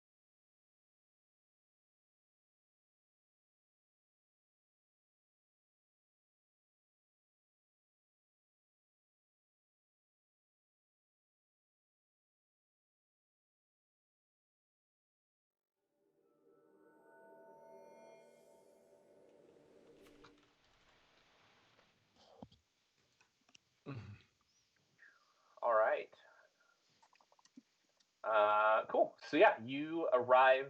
Well, I guess welcome back, Hey. everyone, to this. But you arrive at the Belt and Bracers. Inside, the atmosphere is relatively lively. You, the bar is really starting to pick up. It's starting to get to be about evening time. It's been a couple hours since you arrived in the city. It's probably 3 or 4 to 5-ish. There are about 6 people at the bar. Many of the tables are full. A half-elven bard is now playing what sounds like a song about drinking too much ale, while a few of the patrons look to be well down that road. As you walk in, the barkeep says, "Welcome to the B&B. Grab a table, and I'll be over in just a minute." There are a few open tables, one in the back corner, one near the bard, and another closer to the bar. Let's not sit near the bar. I hear they are You said really kind of like a back table, but that's Uh-huh. not. Yeah, but that's One in not. the Yeah, back. well, let's take that one. Maybe the one in the back. Cool. Let's do that.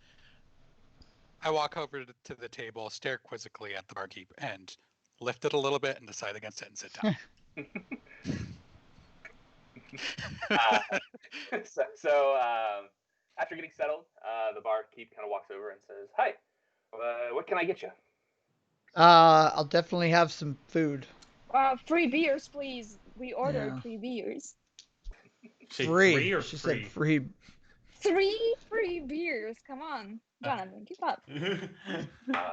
Cool. Yeah. So he kind of looks at you quizzically, but as he does, the gnomish man that you met earlier hurries in, sees you. He comes and sits at your table. Says, Marcel, get these fine folk whatever they want. Just go ahead and put it on my tab." All right, now we're talking. I order everything on the menu. Can you eat all that in one sit? Is that a good idea? Is there I can save it as indigestion rations. in D&D? Is She there has pockets. Okay. Yeah, I have pockets. Who knows when her next free meal will be? He I kind of have looks. money now. The gnome kind of looks flabbergasted for a second. He's, how about anything they want within reason? Perhaps a round of ale for all of us to begin with. And so the barkeep walks away and comes back with a few beers, sets them down, and the gnome kind of gives him a look that he kind of like looks and walks off a little bit. Clearly, go ahead. Do the flagons, are they metal? Are they wood? Do they have handles? How big are the handles? Yeah, they're like metal flagons with handles, like your classic like beer kind of deal, about a pint. I pull out my saw and cut the bottom off the handle because my hand doesn't fit. Oh yeah. As you do, the bard kind of stops playing, and everybody kind of turns and looks, and then it pauses for a beat, and then it just kind of picks back up with the bar. Like, all right, whatever. So the gnome turns to you all and says, "Hello, thanks for meeting me. My name is Yosibar, and I'd like to hire you to do a job for me." Well, I think we'll need Okay. yeah How more much than are you that. paying? What? How much? What's the job? Like, spill it. More than other gays are paying us. We'll If you want it to be priority. We're We'll in get to demand. But I suppose I should tell you a little bit about the job. So, a recent shipment of the colleges for the colleges has gone missing in the southern docks, and I'd like you to look into what happened. The college is investigated, but hasn't turned anything up. I'd like you to go and see if you could figure anything out, and maybe find the boxes for me. Payment is no issue. I'm working for the colleges. Yeah, the colleges seem to be really bad at figuring things out. I know that from experience. Oh. Roast. Aye. All right. What's the pay? Well, we can sort that out when you get back. But No, Yeah. right now you better start. If you want us to help, and it seems like you're very desperate since you started talking to random strangers, and if you want us to help, you better start talking about that money. Look, friend. I understand maybe a little hesitation, but for these my enterprising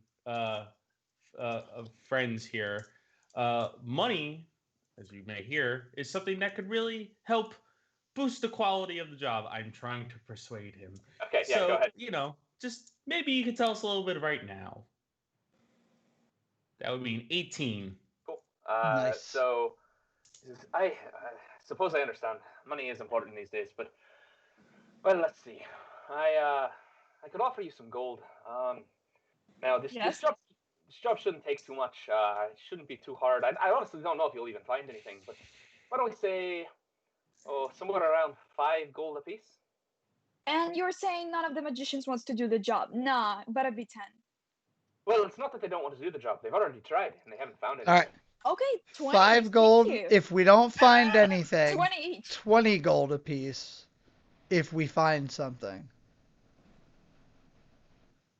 And That's 20 so gold much. an 10 additional gold. 5 if we run into Oh trouble. my goodness. No, Yeah, 20. we're You never already gonna get started, work. bro. They're gonna be like, avoid that party, cause like, yeah. All right, 5 gold each. Blacklist, We'll go check they it have out. named- Then after we get a sense for the job, we'll let you know what we find. But we make no promises. We'll finish it for 5 gold. It all depends on what we come back with. Is that fair with everyone? Great, And then great. 20 for something. Just an initial Well, spike. an additional 5 gold if we run into trouble. Great. Each. Yes, of course. Yes. All We right. can make that work. All right. That sounds reasonable. Although I do really like gold, so we would take more. Just saying. Just gonna throw that out there. Yeah. Who doesn't? 6 more Yep. flagons, please. Hot food. I ask the keep. What do you have to eat? He comes back over and says, "Well, we have a couple small things. We've got a nice little leg of lamb. That's going to run you about 1 silver, and we have a few various sandwiches, mutton, various other things like that. We're a little low on food right now. The lunch rush has just kind of cleaned us out today, and we haven't gotten our next shipment. I don't know what accent this guy has. I'm all over the place. I'll take it. I'll just have. You're the only one of us trying to. Yeah, exactly. Yeah, I haven't worked up the courage yet or figured out what Ash's accent might be like if he has one. I'm trying to figure it out. It's hard, right? Yeah. I'd love Ruby to have British accent, but like my version of British accent would still be with the Russian accent. So it's like That's an accent. I mean, Yeah, that's fine. its own accent. The Yeah. British Russian accent. This is a fantasy world. There's Yeah. accents from all over. New accents. Uh, But yeah, I'll take some just Uh, whatever, something that's hot, that's not very expensive, and some bread, ideally. Cool. He brings you a little bit of a leg of lamb and a few Cool. loaves of bread, sets them on the table, a little bit for everybody, and Yazi says, Oh, those can go on cool. my tab as well. Thank you. Now, a few more things about this. Um, Obviously, I'll pay you for your troubles, and if you can find out what happened, that would be fantastic. This does require a certain amount of delicacy. The college doesn't want this to get out. Wanted to get out what happened. That's honestly why they haven't done much of an investigation themselves, and I'd appreciate a little bit of discretion from you all as well. plus 5 gold each. No problem. I was You're watching paying, you're Ruby's saying it's eyes more just like required. cha-ching, cha-ching, cha-ching. Yeah. It's like, How about 2 sounds reasonable. fine, okay. No, what? For discretion? Is that what he Yeah. said? Yeah, 2 gold each Oh. for discretion sounds pretty reasonable. I would say even like a bit more than that. You do know when you negotiate, you should tell us all the stuff up front so that we don't have to increase our price every time. Yeah, maybe like you should take some negotiation lessons in the Well, college. I Yeah, this is tried on to give him. you the information, but you immediately. That's fair. That's fair. Sir, you had said so something went missing that we're going to be looking for? Aye, when you get down to the docks, if you talk to, there's a man there named Bondad. He should be able to point you in the right direction and give you some more information. But essentially, a few boxes went missing from the Magician's College warehouse down there, and no one's quite sure where they went. Or a few items, sorry, not boxes. items went missing, and we're What- not quite sure where they Were they in boxes? What are the items? Well, I'd prefer not to say. The news of this got out a little bit. It could be pretty bad for the college. They're very valuable, but not really to anyone besides the college. How are we supposed to know what we're looking for if you won't tell us? Well, How are we no. supposed to know if we found it? Aye, you'll know when you get there. You'll be able to tell. From what I understand, the boxes were broken open. There shouldn't be a ton of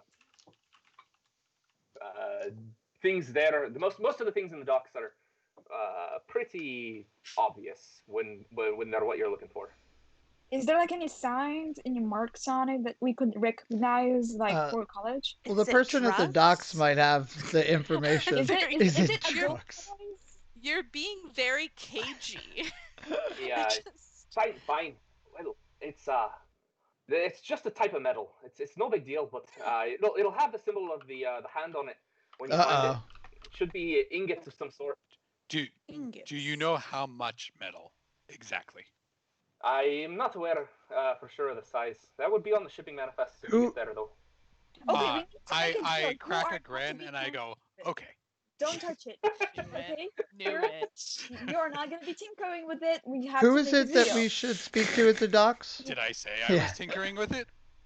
What's with these accusations? His name is Bondad. He's the head foreman. at the Vanta? docks. You should be able to find him in the docking office. Bondad. Bondad. Sorry. Bondad. Wait, is they Bond Bondad. Dad? Bondad.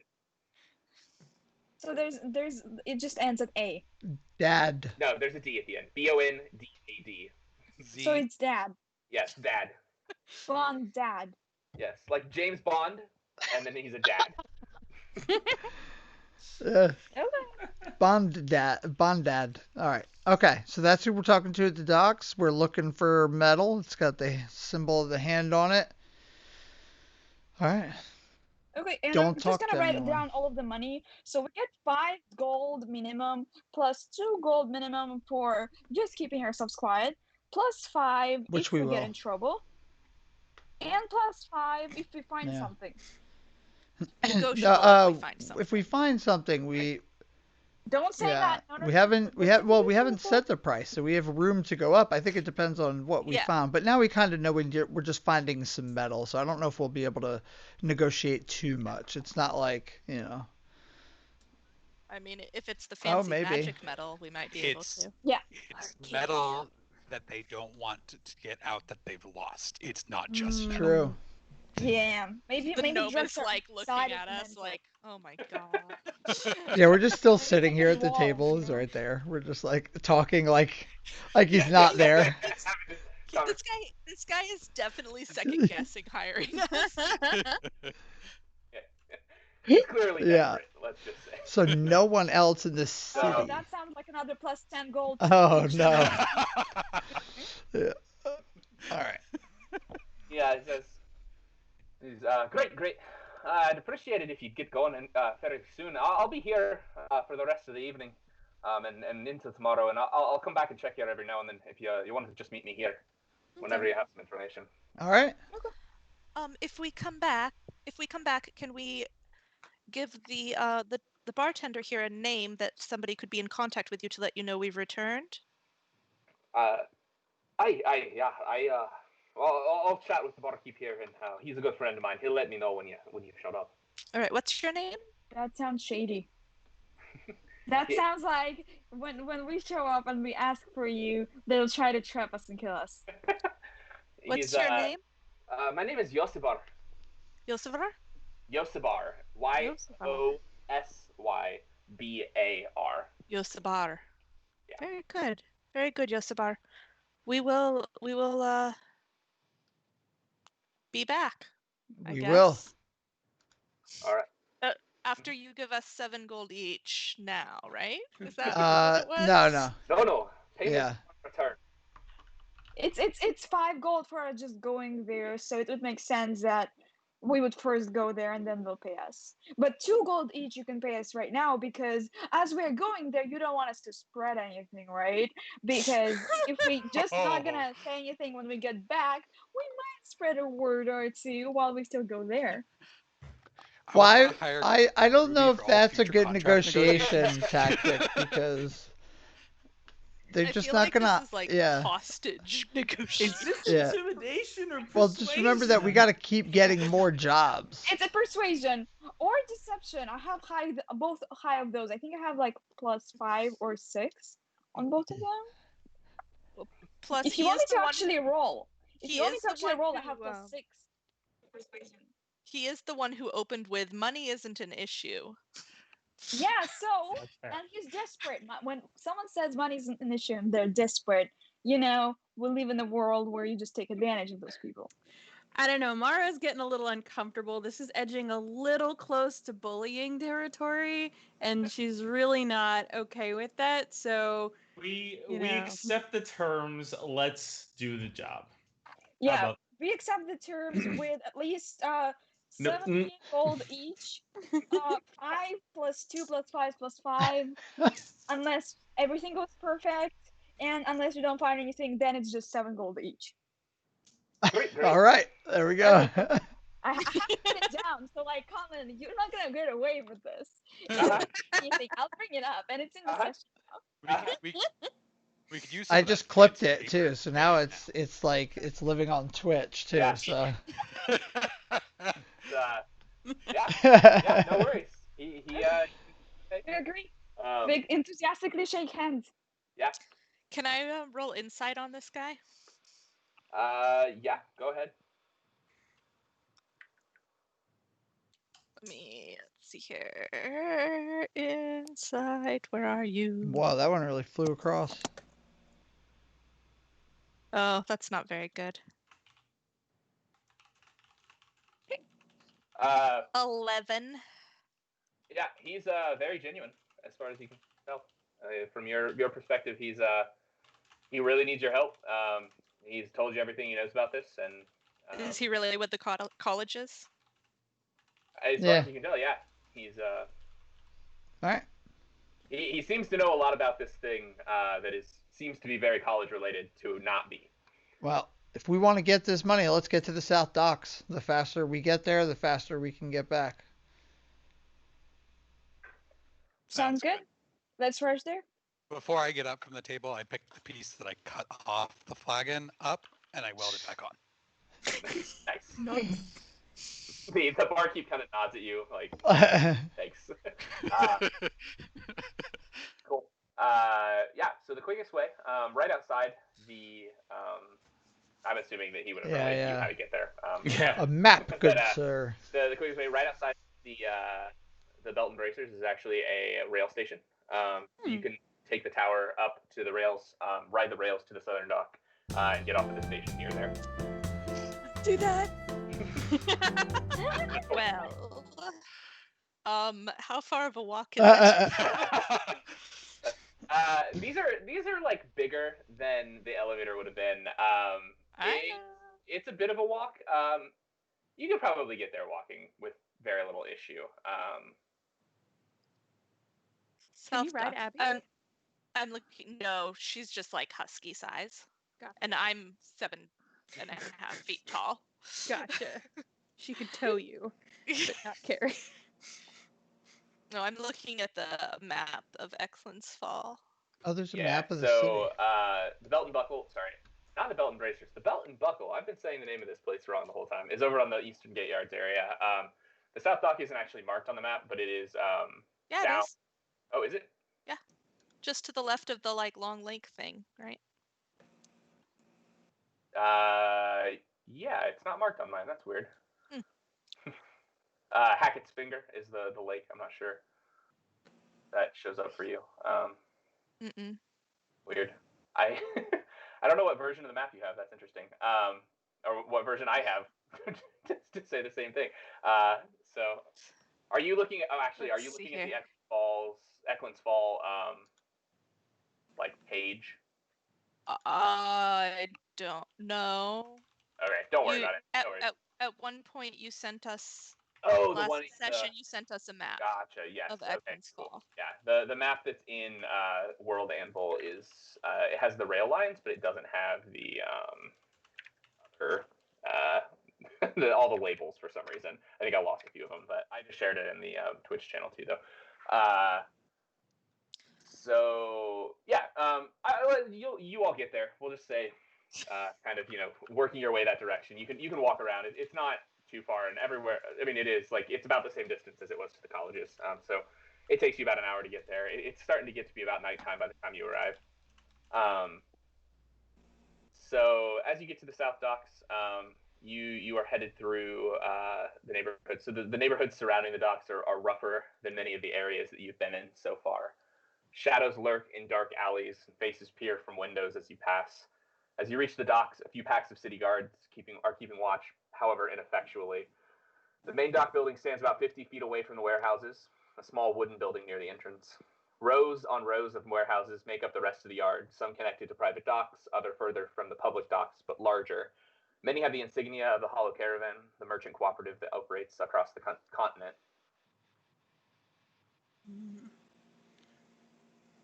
We go towards the building. I'm gonna go ahead and cast dancing lights and have it circle around the party. Okay. I can tell you. I guess this could be in the descriptions. I should remember to tell the light when I writing descriptions. Before we say that you do that, there are street lights in this area. Okay. They're on a powered continual flame on a small piece of arcanium. They keep the lights lit. So it's not dark. It's just shadowy in a lot of the alleyways as you start to arrive in this area. This is definitely not as well lit as some of the other areas that you've been in, but especially the docks have a pretty good amount of light in them. So you can still do that if you want, but just so you know. Okay, I'll wait and see.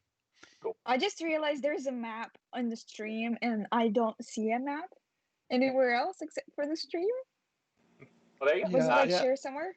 I shared it in the stream. I went to World Anvil and just brought it up from there. Yeah, I can share it in Adventure. So cool. You're gonna go in the dock building. Like the office? Yeah, let's go there because we're looking for Bond Dad. Yep, so we Bond Dad. Okay. I like Bond Dad more because like you're bonding with Dad. Yeah. My dad is my Bond. Cool. Yeah. So as you go up to the dock building, it's a small little building. Inside is a small room. A human man sitting behind a large desk. He's got his feet kicked up and he's reading a book. As you walk in, you can just make out the title. It's Dreamboat: The Dockhand's Guide to Love. As the door closes behind you, he looks up startled. He pulls the drawer out and shoves the book in, saying, ahem, ahem. Hello. Yes? What can I do for you? We were hired to help you with missing items made of metal. Wink, wink. Yes. I'm Bondad. The Aussie said he'd be sending some folks through. That's us.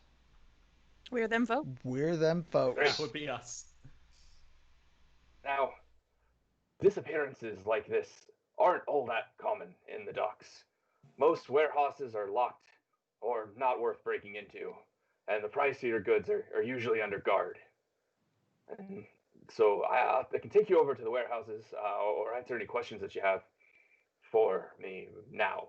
Do you know how much metal was taken?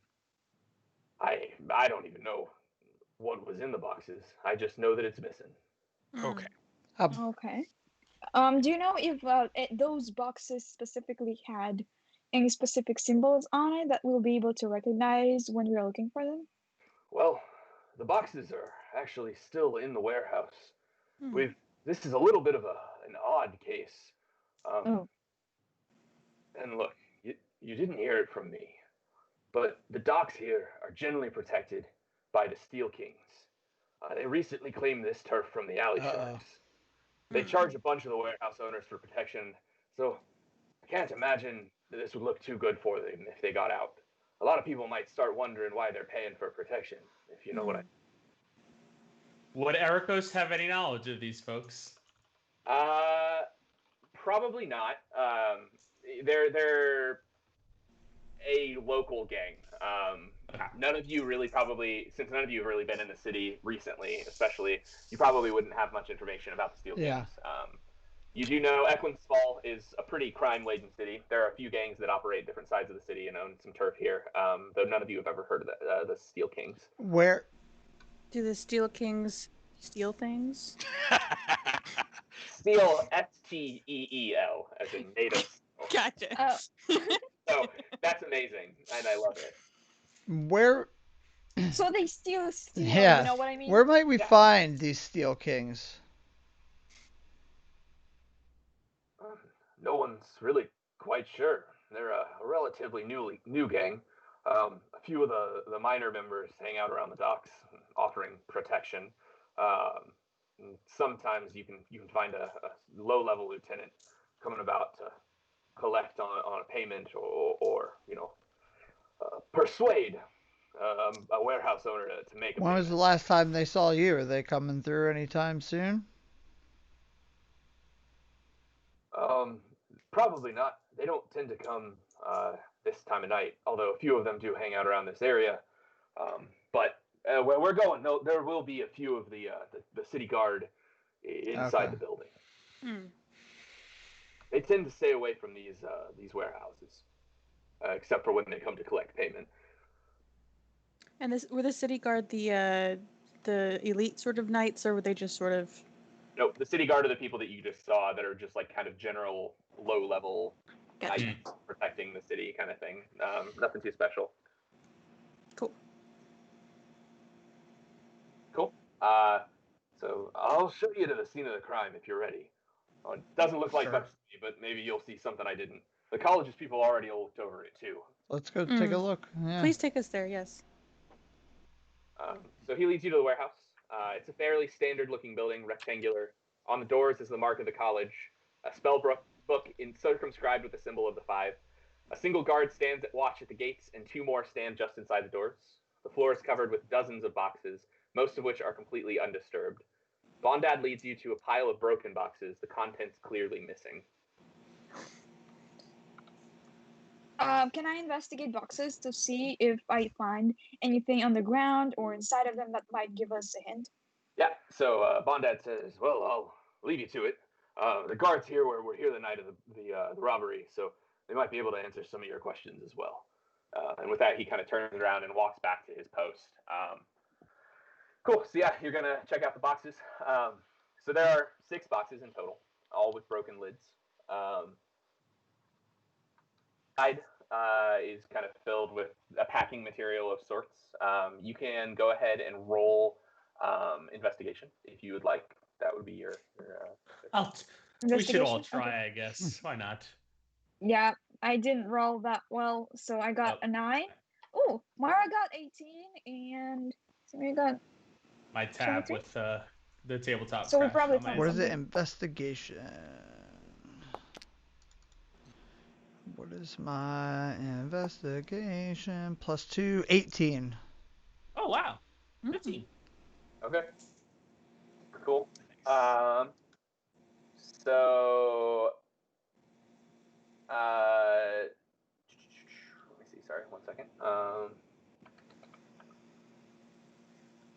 I can find what I was looking for. I will let you know. I just completely lost my place. Yeah. Okay. Cool. So if you rolled above a 15, Nice. which I think was pretty much Yeah, we all had everybody, pretty good rolls. except Almost for me.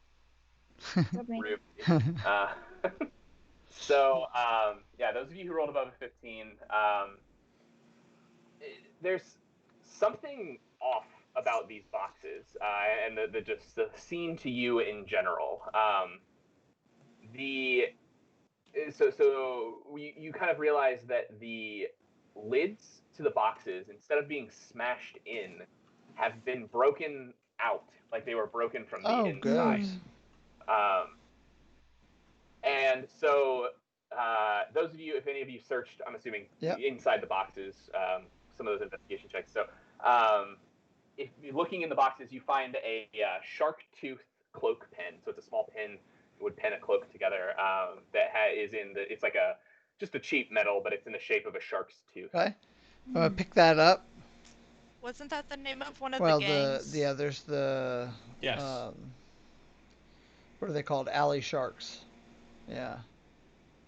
Street Yeah. sharks? Alley sharks. Alley sharks. Um, This about how big are the boxes? They are pretty large. Not huge, but you could. I am trying to think. Like, I think I know where your questions are going. So Are they human sized? they're you could definitely sit in one as a human. Normal sized human could sit in one uncomfortably, but they could do it. Hmm. And also, the boxes have the mark of the magician on them as well. These From seem to that. be kind of similar to what. You know. And if you want, go ahead and give me a religion check.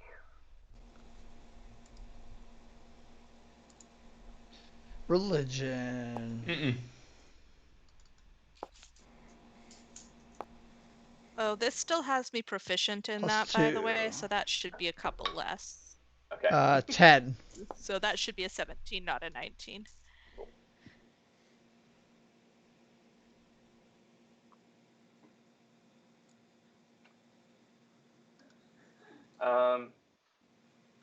Okay, actually, I wanna I wanna try out the Whispers channel.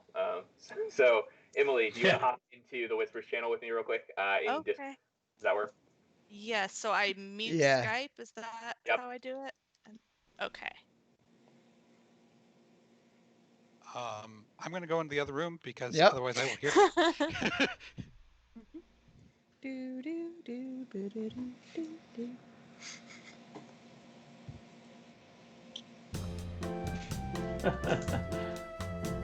Very good. There it is. Yes.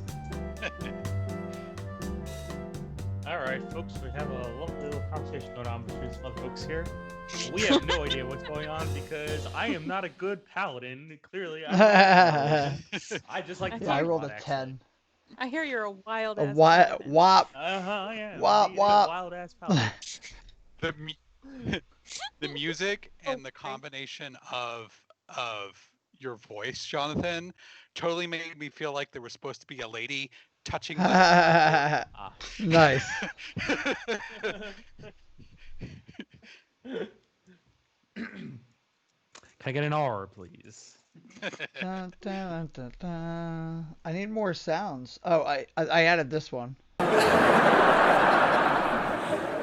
Waiting for an opportune very moment to use that. That's gonna be a good one.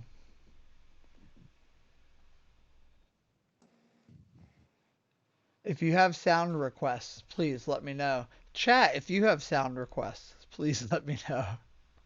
We'll get them added.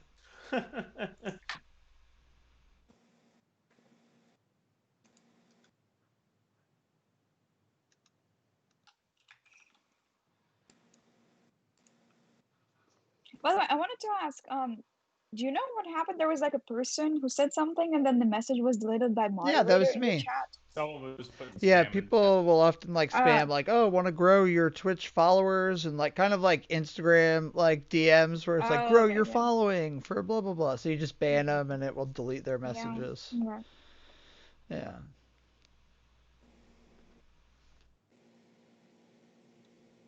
Yeah. You get used to I've got that. the elevator music in my head. Uh-huh. Do you want it back? I can always turn it on. Just let me know. Dun, dun, dun, dun. I have it in my head like all day long. My meetings at work have become obnoxious. Like I have to stop myself. I'm like, all right, no more, no more, no Like, more don't press that button. sounds. Don't do it. Yeah. Don't press I'll that bring a button. soundboard to some meeting. Yeah. It's great. I'm obsessed with the Stream Deck. My physical one. Right now I'm using like the app on my phone, but I got the physical one. And it comes tomorrow, so I'm very excited about that. Very exciting. Yeah, it is. Big times. I got the XL, 32 buttons. All the Yes, that's so many It's things. so many things. I'm very excited, to say the least. Yeah. It's definitely like a rabbit hole, though. Mm. fun one. It's like with the dice. Yeah.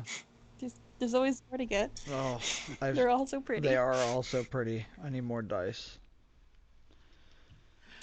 I just discovered a local store called Hobbytown Oh, because I was nice. looking for a place to buy, um, a couple of transistors for the the Adreno stuff, and it's dangerous. Like, Yeah. yes, I want all the things. Yeah.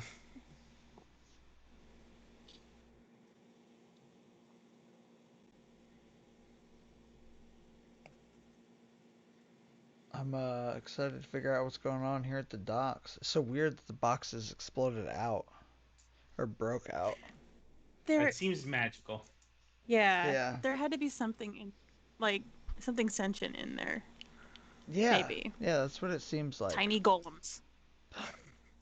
Maybe. In this world, it's something magical. Sure. Yeah.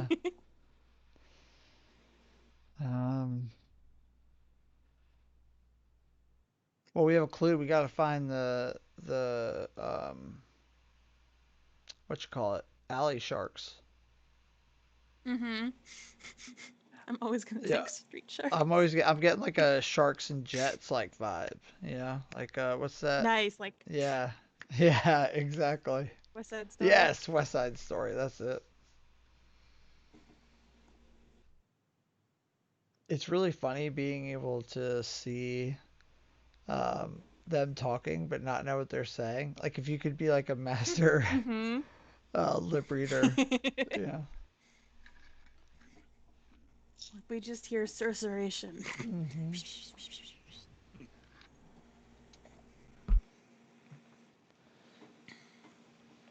I feel like D&D is the right place to use all the long, stupid words that, like, decades of fantasy books have put into my brain. Yes. Yeah. Absolutely.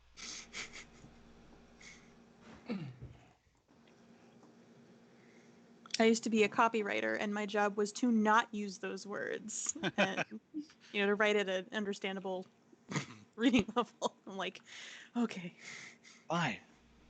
Fine. make me do it. Yeah.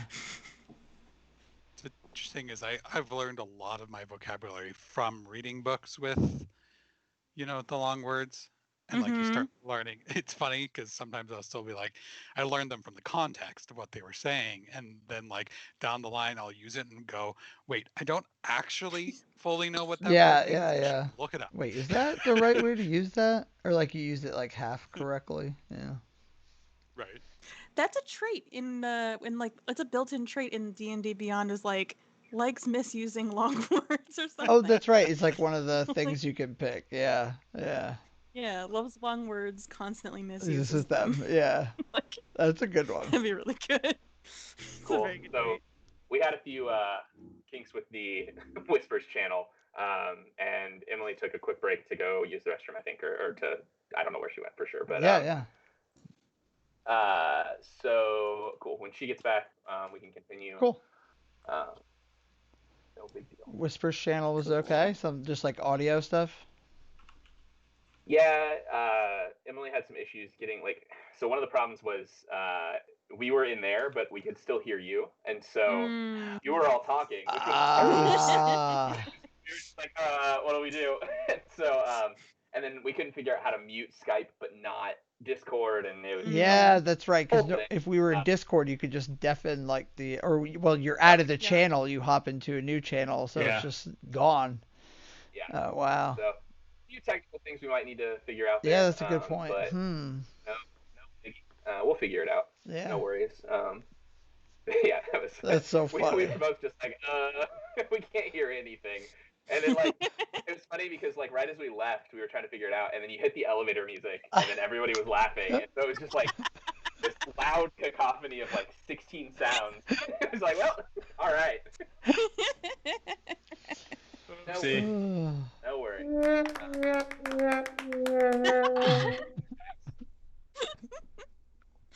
Excellent. I love it. Cool. Any other questions about the boxes while we're still just sitting here? Or anything? No, I mean, I feel like our most solid clue that we have right here is this tooth. Looks like it got ripped off the cloak, maybe when somebody was grabbing something from the box. I think that's our best bet. We should go figure out who this belongs to. Is it like a human teeth or an animal It's teeth? like a metal. It's a. Oh, sorry. Go ahead. Oh, yeah, no, you're good. It's like it's a cloak pin, so like it would be something that Yeah. would hold the Oh, cloak. Yeah. pin. So I hand And it to it's Ruby. yeah, so it's got like a shark's tooth on it, but like a metal cast shark's tooth on this cloak pin. So Okay. cool. Before we follow that lead, um, I was noticing on these boxes. I I mean I'm not sure, but does the symbol look wrong to anyone else? The symbol just looks wrong to me, and Wrong. the candle.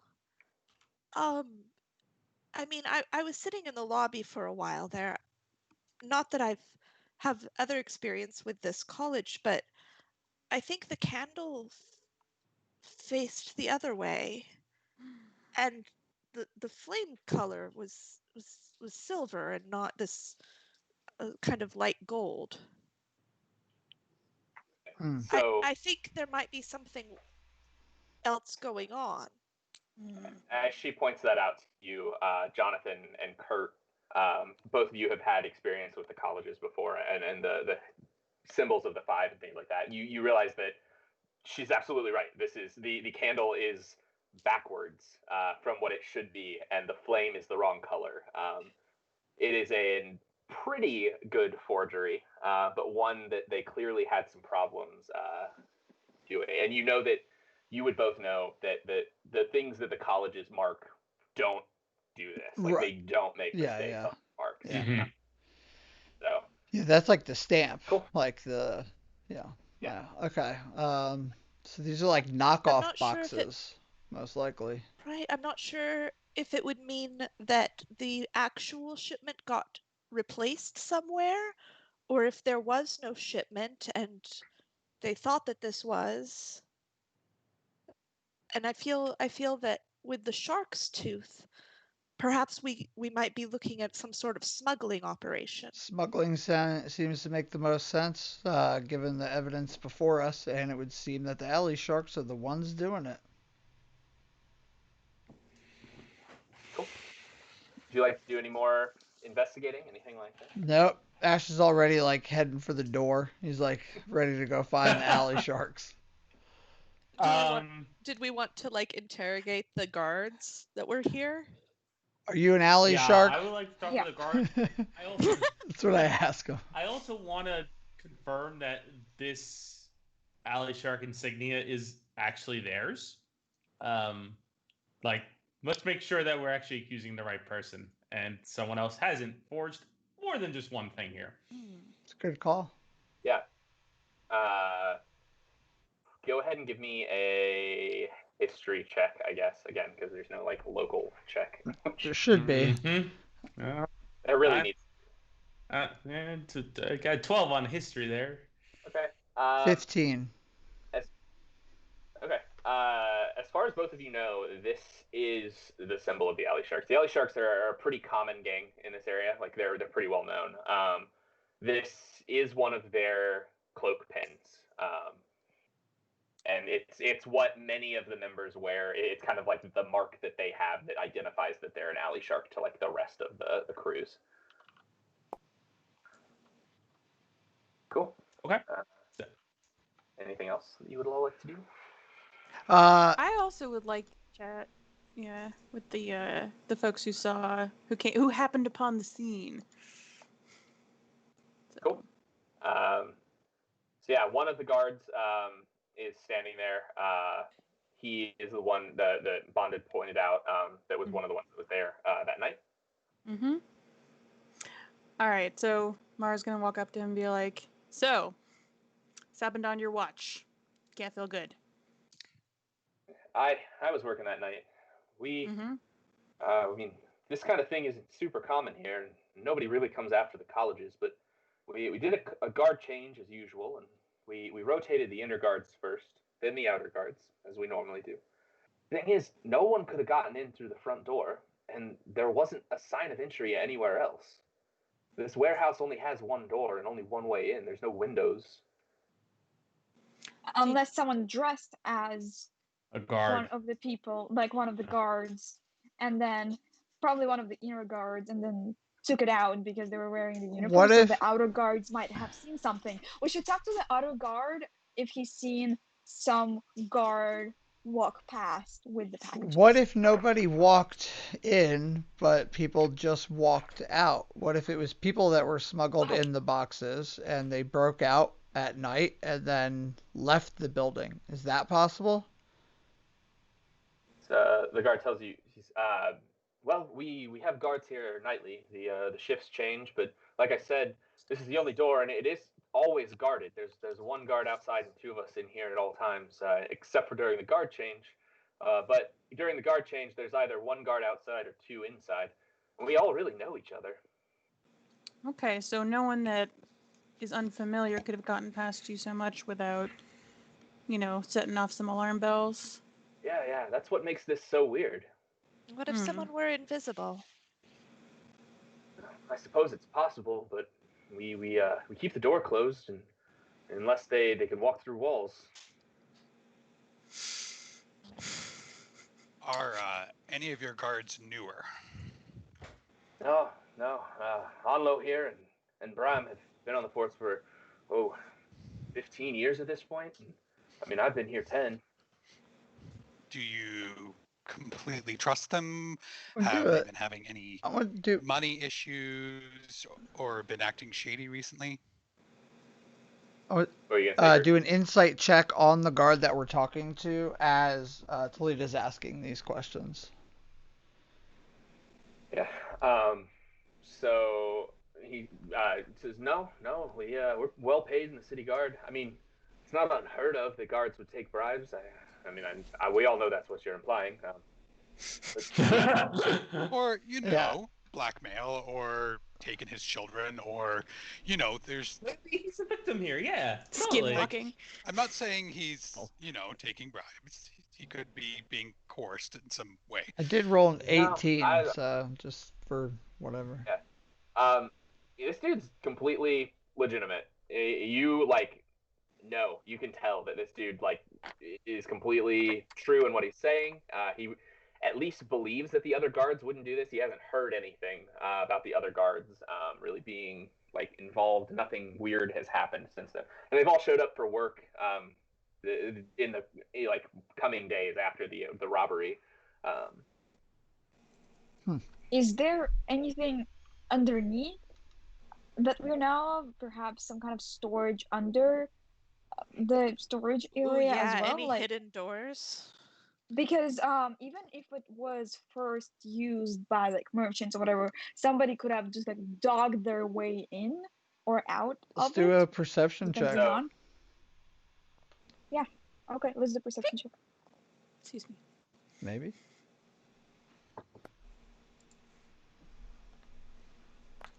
Ooh, 18. Nice. Yeah. So 16. as you're asking the guard this, he kind of stomps on the ground, and you hear this really loud, just thud. It's not like a hollow thud. It's like there's nothing underneath this. He says, "Well, the docks are completely made out of stone. They take a lot of work to get through that. You can look outside, you can see the stone. As for hidden doors, I mean, nothing's ever been stolen from here before. I suppose it's possible, but I feel like we would have seen it." Fair enough. I really think we should go. Is it possible? Oh, go ahead.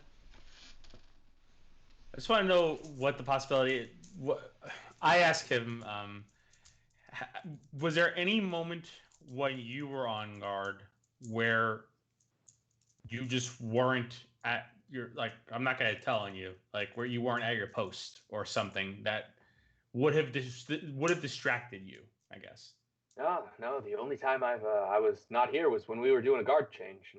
The other two guards. I mean, it takes a couple minutes. We have to exchange reports, and discussed for a little bit, but I mean, that night there wasn't a whole lot going on. We really didn't see anything or hear anything. Although it is hard to hear sometimes the inside of the warehouse from the outside. Yeah, it sounds like to me they could have still snuck out at guard change, right? At guard change, there's no one at the door. Is that what I'm understanding? So what you would be understanding. It's kind of hard to describe this a little bit. Basically, what happens is there are 2 guards inside, 1 guard outside. The 2 guards inside come outside, Okay. exchange reports with the next 2 guards who are moving inside. And then after they exchange reports, go inside. And then after that, the outdoor guard does the same thing. Another person. Okay. So it seems unlikely that someone could have just like snuck through. There was never a point at which the doors were unguarded from one direction or the other. But there was a period of time that there was no one inside, and like a brief period of time where there wouldn't have been anyone outside. Okay. I have a piece of chalk that allows me to draw a door on a wall and pass through it. So it is, and given how much magic there is around here, it's highly plausible that somebody did something similar, walked in, grabbed the stuff, walked out. Anyone has detect magic? Does the door stay afterwards? Like, is it just like a door now? Temporary one-time use thing for the chalk that I have. That's super cool. I don't know.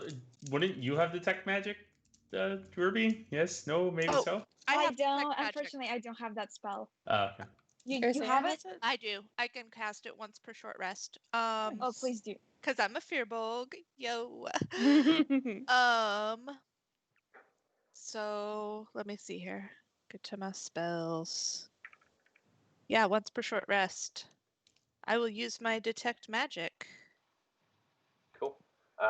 Just to kind of like look around the warehouse, paying special attention to the floor because I'm not convinced that there's no thing going on there.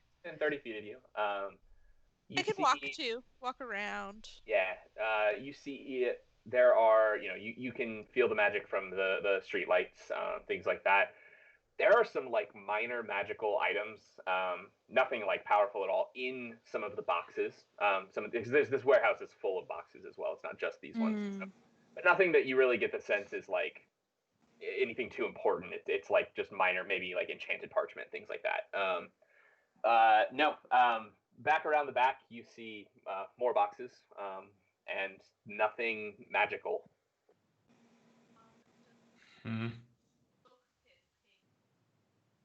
I didn't hear you, Emily. Did you say something? Sorry, I forgot to unmute. Thank you. Does the cloak pin ping as magical? Nope. It is just a piece of metal. I feel like. And nothing. The boxes are just boxes. Yep.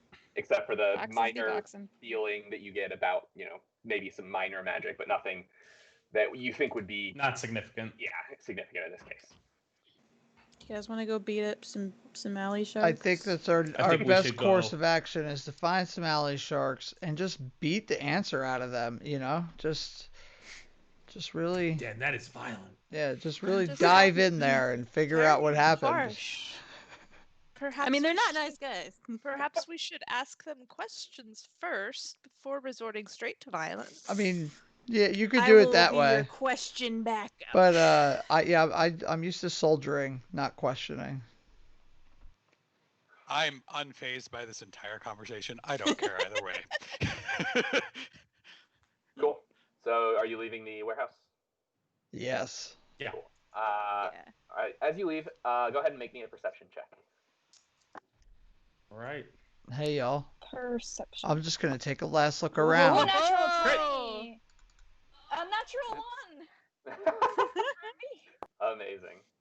I don't see anything. I just admire the little sparkles that fly around us. 14. All right. So those of you who rolled above 10, as you leave the warehouse, you get this vague sense that someone is watching you. You're not really quite sure, but the shadows kind of fall into the boxes and then the various warehouse buildings around you, and you get the vague sense that somebody's watching you. Jonathan, with your 21 and nat 20, you get a little bit more of a sense. You hear a little bit of scuffle of feet off in one of the alleyways behind you, and you know where it's come from.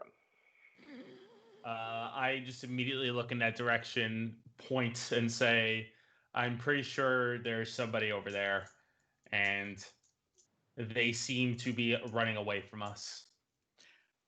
I would like to cast.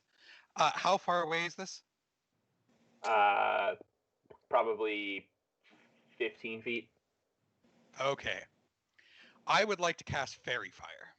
Okay. Wait, we don't know. It's them though. It doesn't hurt anyone. Yeah. Okay. Yeah, So, it doesn't cause damage, Fairy. Yeah. So It just each makes object, them pretty. each object in a 20-foot cube within range is outlined in blue, green, and violet light. Your choice. Ooh. We're going violet, by the way. Very cool. Any creature in the area when the spell is cast is also outlined in light if it fails a dexterity saving throw. For the duration, objects and affected creatures shed dim light in a 10-foot radius. Also, any attack roll against an affected creature or object has advantage if the attacker can see it, and the affected creature or object can't benefit from being invisible. Cool. Mm. Yeah. So as you cast that, you see, the ground. There's a few like small things on the ground that light up in this like kind of hazy purple light. You see a few like loose stones, various things like that are just kind of now dimly lit, but very clearly in front of you, you see a small half-elven woman lit with a purple haze around her. She is like slowly backing away, and as she glows, she trips and falls back, landing prone behind you. Ruby runs at her and jumps. I'm gonna try and grapple her. Make sure that she has like puts her what's this called? Elbow. Arm. Yeah. Forearm. Forearm, elbow. She puts her arm like against her neck so that she surely wouldn't move. Okay. Give me a grapple roll. Which is a strength, is there right? Like a grapple It's strength check. Yeah. Strength. Strength? Yeah. Is it Yeah. Yeah. Where Natural is 1. Strength? I can only see stealth with an S, or sleight of hand, or survival. It should be on like. It's On the not left. on that Oh, I list. see. It's one of your big stats. Yeah. It's Yeah, not it's like under- a Okay, so ability. it's ability check, right? Yeah. Nice. Damn. All right. Yo, Yeah, this is hilarious. Yeah.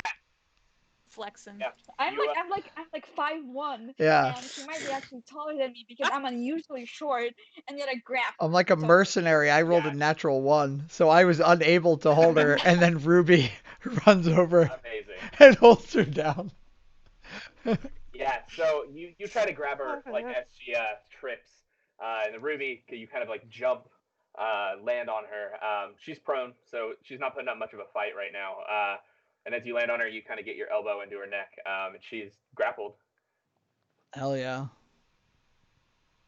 What the hell are you doing here? Come on, tell us. What Yeah. up? Thanks for your help on that, Ruby. I figured I'd let you have a try at grappling. Please don't hurt me. Why are you watching Well, us? What are you doing here at this time of night? And why are you watching us? Yes. I was just they paid me to keep an eye on this warehouse and let them know if there was anybody that came in or out. I swear. Who's they? Well, I really don't know, but I can show you where I was supposed to be going. Please don't hurt me. That's better. Okay. Yep, we'll Tell take us it. where are you supposed to be going? I grab her by the back of the neck and just like go. She's not putting up any fight at this point. She is terrified. And also glowing. Yeah, and now glowing vaguely in purple light. Yeah, so she leads you to a smaller warehouse with an office in front of it. On the front is the name of a small merchant guild. honestly, nothing that is even really memorable. And there's a door to the inside, and she says, "There, that's where they told me to go." Okay, let's prepare because it might be a trap. I agree. I don't have anything to prepare, but like if anyone has some strengthening spells, inspiration spells. How are you? Go ahead. I asked the elven woman, how are you invisible? I wasn't invisible.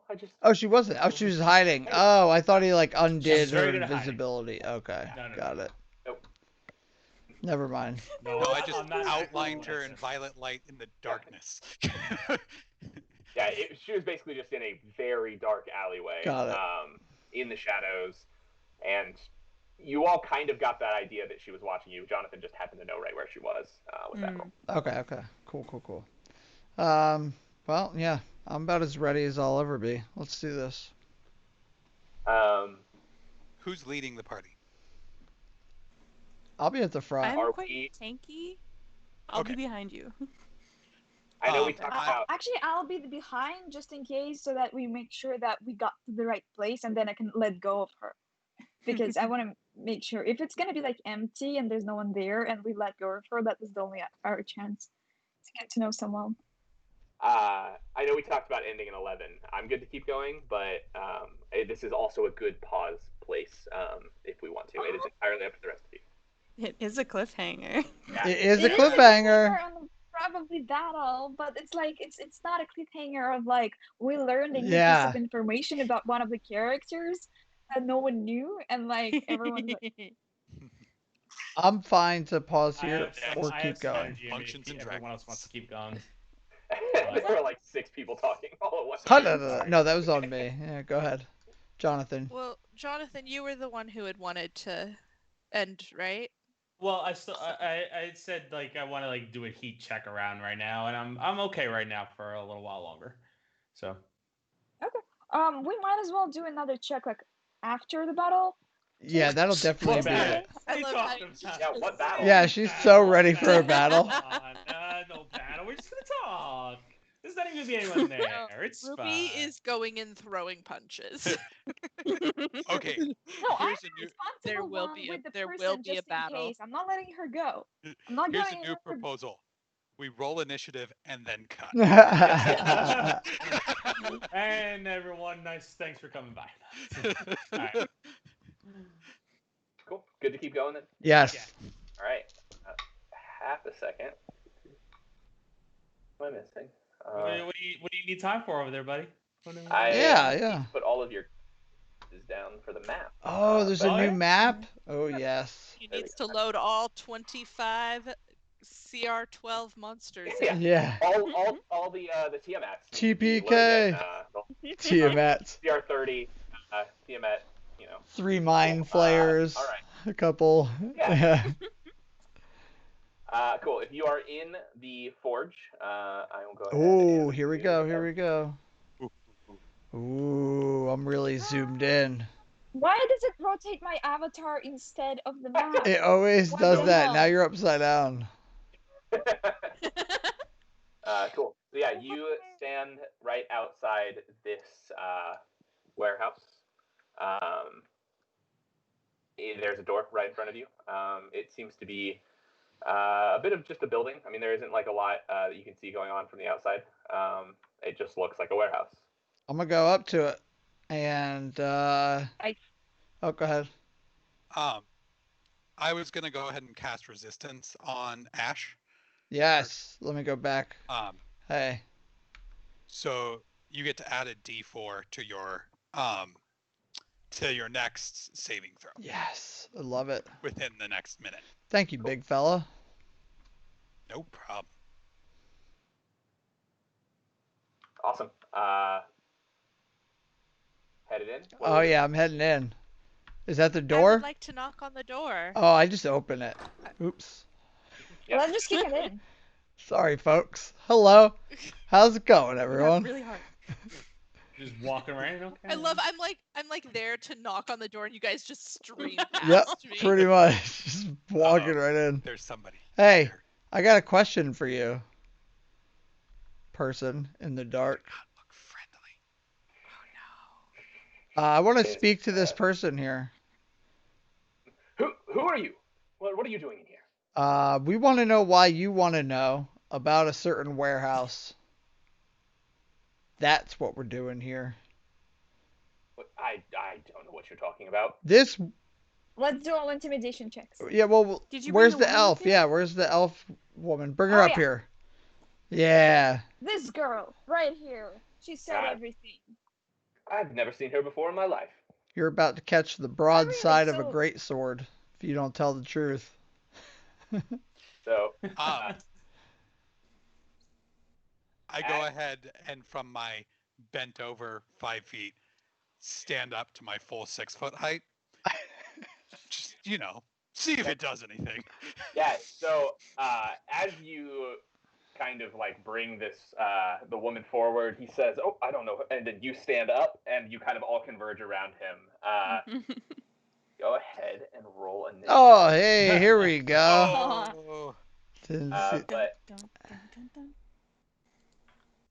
How do you I mean, roll it it's from just here? oh, actually, hold on. her for now. Don't roll it just yet. All right, good. Don't Sorry. ignore that roll then. Ignore Yeah. that. It didn't Gotta ask all- happen. Can ask you first. get zero, Zero. on it? I have -1 dexterity, so yes, I can. Yeah, you can. Wow. Cool. Yeah, you'll have to click it in the little like battle thing on Right. the game. So cool. Go Okay. ahead. Where? It's the Oh, that's right, tab. in the battle thing. Woohoo! Wait, Oh, what battle I do thing? the worst What is with everyone talking initiative about? there. In the So, go ahead. I don't know what everyone's talking about. So on the little bar, there's like the chat, and then there's Yeah. a fist next to it. Oh, yeah, That's fist. where you do initiative. Okay. Got it. I forgot.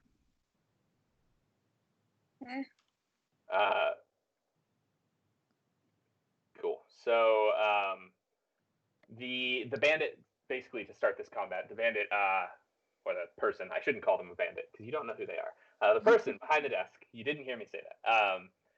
Kind of quickly just like leans back with a crossbow and takes a shot at Ash. Oh no, who you is the one don't. that's, like right. So we're gonna go ahead. I will. Amazing. I love it. Cool. And all Ha. right. Well, it misses. So yeah. So he kind of in shock as you're all like jumping at him. He falls. He pulls back and kind of like lets go first shot. It kind of flies right past. Wasn't your it head. her? No, it's a him. The elf woman is a her. It misses you and kind of flies into the little cabinet back here. Not wise, And my friend. Not wise. On that. And Mara. Should probably try to subdue him. Yeah. I am going to take a swing. Well, first I'm gonna rage. Rage. Which is something I can Subdue do. him angrily, I suppose. I guess maybe not. It's fine. Whatever. Just gonna rage. Yeah, rage. real Definitely mad. rage. And then I'm going to take the flat side of my great axe and attempt an incapacitating boop. Okay. Cool. Go ahead and roll attack. 17 plus. You got So 22 to hit, Oh, that's a that hits. boop. and then 13 damage. Cool. Yeah. He's hurting. He That's kind a of like big boop. stun him a little bit as he kind of wanders around. Cool. I think did that work? Yep. All right. Neat. And now Talia is up. All right. Let's see here. I'm gonna do a boop with my light hammer right on the top of his head.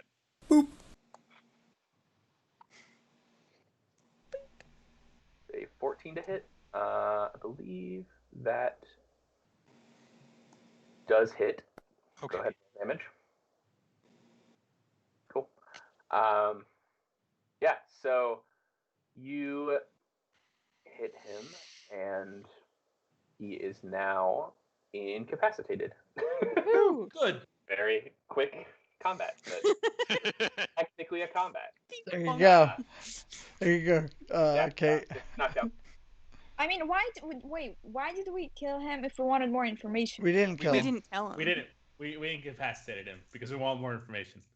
Wait, it means like beheaded, right? Oh, not No, no, no. decapitated. Oh, no, not That's decapitated. decapitated. That's D. Yeah, that's D. Similar. Not in, Incapacitated is knocked out. Yeah. Oh, okay, yeah. Yeah. So we can tie him up, you know. Yeah. Yeah. Search the place to see if we find anything. So deception check. I mean, sorry. What is it? Investigation? Inception. Intimidation. Oh, yeah. Investigation check. So No, is it? he is out cold. So if you want to tie him up, tying him up is super easy. Do it. Yeah. I'd like to ask the half-elf woman if this is the guy that hired her. No, I don't. Whoops. I mean, we're not gonna let you go until we find someone. Why'd you bring us here? This is just where they told me to meet. Okay, well, somebody else might be coming. I mean, we should Are leave there her other there. well, is there any doors? It's just this one room. As far as you can tell, there are no doors. Okay. Except one through. Can I pick up the carpet? Yeah. Sure. Yeah. You lift it up. Yep. There's nothing there. Okay. Takes out his scissors and starts cutting it. I'm gonna try to move all of the candles to see if one of them is actually like A door. what is it, like a lever. Yeah. Cool. Yeah. Amazing. Yep. So you get to this candelabra back in the back here, and as you're messing with it, you see that one of the things pulls down. Yes. Nice. You thing. didn't even make me roll for it. You just said you were doing Yeah, it. you I mean, literally like, described the exact thing that you had to do. If you had You rolled didn't have to. Yeah.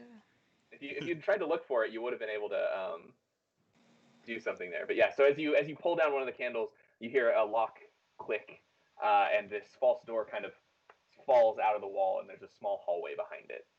Before we go too far, is there anything Smack. in this pile of letters? Well, and she's tied up, but do we want to ask her questions? Key. Like it all just ran into. Yeah, nope. Wait, we should tie them both I'm up already together hitting before we something. go anywhere. Yep. So you had time to tie them up, like if you tied them up, and yeah, but yeah. So you are in this area. Oops. All right. Go ahead. Yeah. I'm not. Yeah. Oh, hello. People in this room. Pardon, are we Oh interrupting? my. Did we just... Wow. That doesn't look promising. Wait, That hang looks on. sort of I've template. always wanted to say this and just take out my hammer and then just put it in my hand and I just say, gentlemen. All right. Yeah. So as you enter this room, there are four rough-looking characters sitting back at one of the back Like tables five. playing. So there are four back playing cards. There's another one sitting on a box to your right, and another just standing, leaning against the box in the middle of the room. The two in front of you are talking to each other. The four in the back are playing cards and drinking. And they see you immediately. Oh, when you yeah, come no, in. do they? We are the new hires. Hello, good sirs. You can go ahead and roll a persuasion. Suppose. Okay. That would be fun if that actually works. It would be. I think I know what kind of roll you need in order to make this work. Oh, so was- close. Wait, was it a 20? It was so No, close. it's Oh, 10. It no. was a That was 10. half of a 20, though. Well, she got 16 with her plus. Whoa. Yeah, Whoa. 16. But still. So they all look at you, look at each other, kind of shake their heads and turn and pull out their swords and crossbows. As they do Yeah. that. Back in combat. It was a worthy try. It was a good try. Come on. Stoic bandit. Yes. Liberal. Wait, hang on. Gosh. Alright, for everyone who can't see this, here are the names of the bandits. Here we go. We have the Fantastic Bandit, the Keen Bandit, the Liberal Bandit, I like the that one. Stoic Bandit, the Indecisive Bandit, I like him, and the Self-Centered Bandit. Don't Yeah. like him. That sounds more like me. The self-centered bandit cares so little for the rest of his people that he rolled a 2 on initiative. He's like, whatever. I do so bad Wait, in so initiative. The Is there indecisive anyone- bandit only gets to act every other combat round. Right. Colin, Yeah. I wanted to ask: is there anyone, like one of those bandits, looks like the leader, perhaps? No, they all look pretty moderately low level. Nobody here is really too decked out in what you would assume like a bandit leader would look like. These are all pretty low level peons. Okay. So I'm gonna try something fun that I haven't tried before, which is Chaos Bolt. And I think, actually, I think that just against one creature. Wait, let me see. Actually, okay, let's do Chromatic Orb, and I cannot choose my spells in the Forge right now because it's been glitchy all day. Yeah, that's fine. Go ahead and just. So I'll just read it. So you hurl a 4-inch diameter sphere of energy at a creature that you can see within your range. You choose acid, cold, fire, lightning, poison, or thunder for the type of orb you create. It's gonna be poison. And then make a ranged spell attack against the target. If the target hits, the creature takes 3d8 damage of the type you choose. Cool. Yeah. So. So what do I need to do? I need to It's roll a 20 to see if it hits. Yeah, it'd be a So yeah, you roll a spell attack. 1d20 plus your spell modifier. Which is 5. And Let me see if I can figure out the command +5. No, yeah, that It wasn't zoomed it. in. flash roll, I believe. Yeah, it did zoom in. Okay. There you go. I 12. was so close to 17. Who are you aiming at, by the way? So I'm so zoomed in, I cannot see. Let's do the one right in front of Mara. Okay. Yeah. So you kind of begin chanting as your hands wave in front of you. Orb appearing. What kind of damage did you want to do? Poison. Poison. Poison. Okay. So it's kind of this green, flowing, like liquid-looking thing.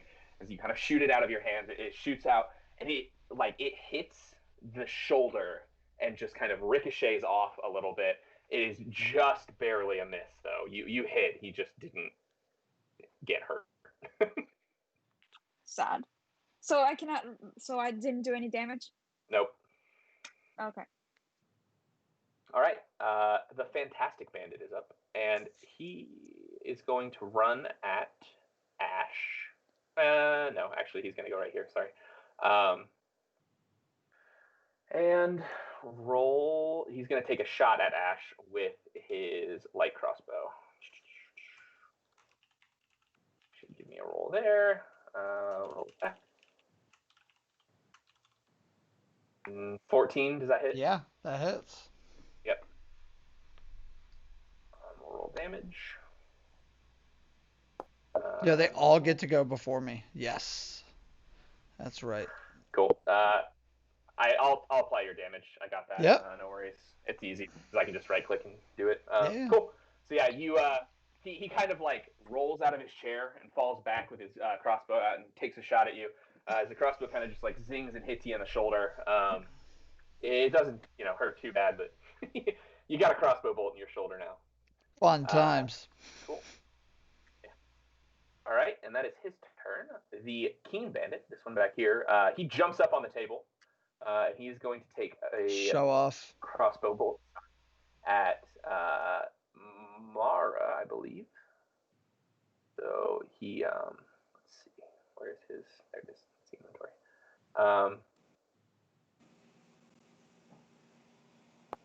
Come at me, bro. I'm gonna assume a 6 does not hit. It does not. Cool. Yep. So Just he barely. jumps up on the table, trying to look kind of cool, and takes a shot with his hand crossbow or his light crossbow, and it kind of just like pings into the side of the barrel right next to you. Haha. All right. And big combat. There's a lot of bandits. So many bandits. This guy over takes a quick little roll over the ground and up here, and then also takes a shot at Mara. I shouldn't have mocked the other one. Yeah, Yeah, right. right. We had to be in the Yeah, front, didn't we? Um, Oh. Ooh. Yikes. Nat 20. This is so why I should be in the front. Yeah, actually, yeah. B, The armor. paladin. Have armor Yeah. and shield. Yeah. cool. I mean, Yep. a nat So, 20 isn't going to help against that, or that's Yeah. not going to help against a nat 20. so yeah, he does a lot of damage. Uh-huh. So Ow. yep. So you he kind of like jumps to the side where his friend is, takes a shot with his crossbow. Right as the other one's going, you kind of look at that one as it hits the barrel next to you, and the next one just catches you right in the rib cage. Oh, my ribs. And we move on to the next one. I really didn't expect them all to roll higher than everyone else. Isn't that wild? But that's how it goes sometimes. At the beginning of this gentleman's turn, I'm going to use my reaction to unleash my halo of spores. Okay. Awesome. Did that roll? Yeah. 4. Yeah. So that's Yeah. hey, nice. 4 points of damage to him. Oh damn! All right, that's easy. So yeah, he just takes, and That's cool. it just takes it. There's no like anything else. Nope. If he starts his turn within 10 feet of me or moves into within 10 feet of me, I can use my reaction to deal 1d4 necrotic damage. Nice. Oh, unless it succeeds on a Constitution save throw. Okay. So he can make a Constitution saving throw. I guess. I suppose he has. That's What's the DC? I'm figuring that out. Hold on, I've got to switch worries. tabs. 13. Okay. Yeah, he does not succeed. Awesome. So he takes 4 points of damage. Take that, bandit. By the way, Conlon, we forgot to roll for wild magic when I was doing the spell. Yeah, I didn't have you roll for it this time. Next time. Okay. Oh shoot! Okay. I Why just do you want to realized destroy us all so bad? I want to have fun. I Me want too. to have a Small bit of chaos. place. Me too. Because all of this tiny. planned fun, all of this planned fun, Yeah. I want to add a bit of, just a bit of, of chaos on top. Conlon, I Choose the actually right class. I just realized that I was mistaking Ruby's token for my token, and I'm actually further back, so Okay. I couldn't actually do no worries. that. Just say that didn't happen. That did.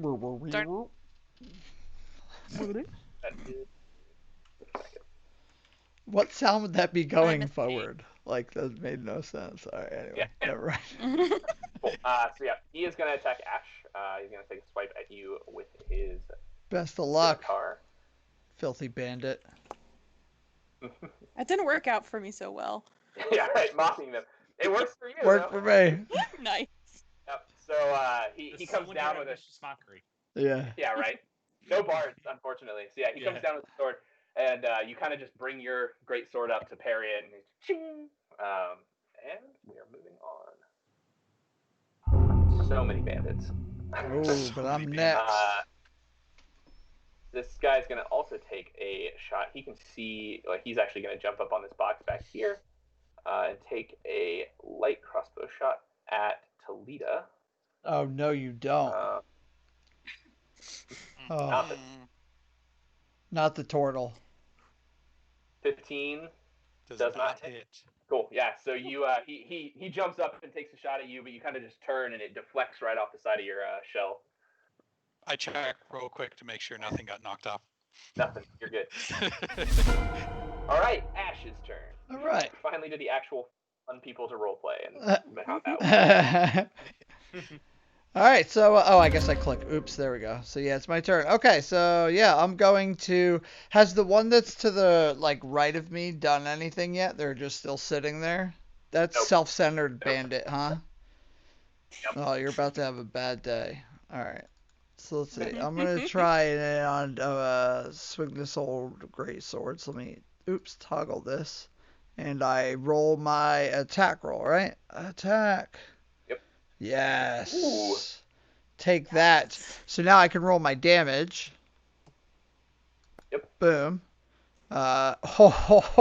Sweet. Sweet Sir. damage. Okay, and then I can apply it to Hang on, it's showing up. What's the one? Click to apply damage. The left. That's the very left. Okay, full damage to selected tokens. I select them first. Yes. So click on him, and Okay. then you'll click that button. It disappears. It's still doing that thing. So maybe you can Okay. do it, but I can't do it. Yep. I can do it. All right. Cool. Yeah. Well, he's dead. Yes, I'm going to use action As surge. locked off on this So, fine evening. being fueled on by having taken out this bandit, I'm going to use action surge, which gives me another attack, and I'm going to try and take out the one in front of Marwa. All right. Come on. So that's a 17. That hits. Yes. 13 Damn. points of damage. Pow, pow, pow. All right. So subtract that. Cool. Yeah. So as you impale the one on the boxes next to you, you kind of just like this dude didn't even know it was coming. Your sword is just in his chest and out before he even knows what happened to him. Yeah. And so then you kind of come over and take a swing right at the guy to your left as it cleaves right through the front of his armor. And he's still standing, but he's got a giant gash in his chest now. And Knock my action surge down. I can't do that again until I rest. One thing I forgot is, did I take full damage or half damage from that last attack? And if it was piercing? Yep, you took full, and so yeah, you're right. That would have been half. So nice. Yep, there we go. Cool. You should be fixed up now. Feeling a little better. Shook it off a Yep, bit. I always forget that you have rage, and that's what rage does. So. I forgot too. Cool. So the guy in front of me is looking pretty worse for wear, huh? Yep, he's hurting. Would it be weird if I like tried to pick him up and throw him? Oh, that'd be amazing. That's not weird. Scoop him. Yeah, that's probably the best thing you could do. Yeah. It's the scoop. All right. I'm really mad. I've just shaken off the crossbow bolt to the ribs pain. It's still in there. But in my rage, I just reach out and attempt to grab him. What should I roll? Like strength? Yeah, so that'll be a strength check. So this will be a grapple. Yeah, and then and then a chuck. Throw, I guess. Yeah. Okay, strength. Athletics. Total is 14. That's a save? So you're basically making an opposing strength check. So you'll just roll plain strength. So is that the +3? Yeah. Okay, I'll just click on the word strength. Click on the strength, yeah. It'll do it for you. What type of roll? Oh, sweet. Ability check. Nice. Okay. All right, so 16. Cool, yeah. So I think the way this is going to work, because grappling is an action, so on this first turn, you'll grapple him, and then your next turn, you'll be able to throw him. Cool, so I got him. So, yeah, you did manage to grapple, so you kind of like get him in a headlock, hold him down. I'm screaming in his face. Yeah. And that'll be, unless you have, that's not actually technically an attack, I don't think, so you can't do like 2 attacks or whatever, even if you have that. Gotcha. That is an attack, right? Is what you said? It's not an attack. Oh, isn't technically not an attack, but it is an action, so it would take your turn. Okay, cool. So I will go ahead and put that on so I remember that he is grappled, and we are on to Talita. All right. I'm going to take my crossbow and shoot the guy who's not the very front, but the next 2 guys, the one on the right. So... Forgot to move, darn it. Crossbow attack. Normal. 13 to hit. Sorry, my thing is like lagging. Which one were you attacking? The one, second row on the right. second row of guys on the right. Yep, that does hit. So Okay. that is, let's see, that is the this one here, correct? Yes. Okay, cool. Yep, so that does hit. So go ahead and roll damage. Okay. Rolling damage. All right. So 6. Cool. We'll go ahead and apply that. Cool. Yeah. So yeah, you managed to just kind of whip your crossbow out right over top of Ash's head and just fire off a shot. It hits this guy like squarely in the shoulder Nice. as well. He's hurting. So we are on to the next person. There we go. Ericos. So the one in front of me is the grappled one, right? Yes. I kind of walk past him unopposed to get to the guys in the back, right? Yep. Yep. Yep. All right, guess what I'm doing? I'm walking unopposed to the guys that are in the back, and yet again with my hammer in my hand, I look at them and I say, "Gentlemen," and I swing at the head of the one that's right in front of me with my warhammer. Hell yeah. 22. Yeah, that hits. All right. That didn't roll. Hang on, roll damages. Wait, why is it rolling that much damage? Oh, well, all right, it does both. Yeah. I am holding a one-handed, so 9 damage. 9 damage. The guy in front of you. Nice work, Ericos. Thank you. Not quite as good as you. You are much better with a blade than I, but still not bad. Cool. Yeah. He is also hurting pretty bad now. So That's it for me. Oh, that's right. I have Divine Smite now. Divine Smite? That sounds amazing. It is.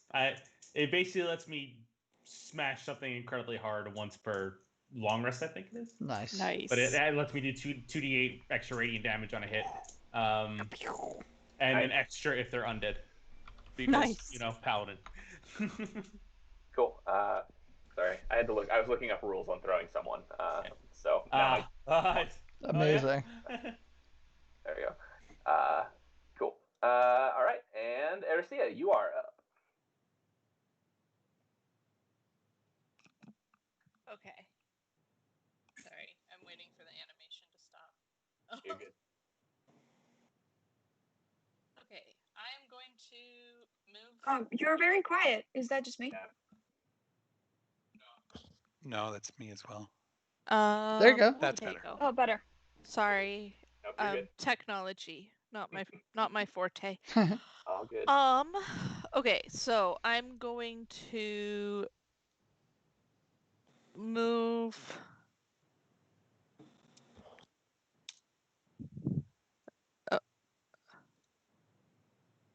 There we go. Okay, now I can see the whole room from up here on this crate. And then I'm going to use my bonus action to cast Shillelagh, and then whack this guy that's right next to me on the head. That is the one that is grappled, and so he has disadvantage. I think maybe not. I think so. Or I get advantage on it. Yeah, I think you get advantage. Okay. Let's see here. Sorry, I'm trying to find. Weren't we all supposed to get advantage from the sleep that we took? Or like from food or something? Yeah, inspiration. You have your inspiration. You would choose to spend your inspiration to gain advantage on something. You have to do it before you make the roll. Yeah. FYI. And I thought it was on a saving throw, right? It's on an attack, a saving throw, or an ability check. Oh. So it's anything just one? you roll a d20 with. Yeah, anything you would roll a d20 on. Yep. Okay, so I Wait, just. is it just one? One per. Yeah. Okay. Yep. So I rolled with advantage and got a 20. That hits. Woohoo! Nice. Cool. So that's 5 damage for a little boop on the head there. Cool. Yeah. So you boop this guy to death. So, as Mara and he's kind of grappling him. I got him in like a full Nelson kind of deal. You kind of just come up and smack him over top of the head with your shillelagh, and you hear the skull split. There's a nice little like crack, and he kind of just goes limp in your arms, and you just drop him and let him fall to the ground. You can still I throw mean, if him. she still wants to throw Yeah. him. It's true. I guess yeah. You don't have to necessarily throw him to the ground. I guess I'll let you make that decision. You are holding a dead body now. That just popped on me.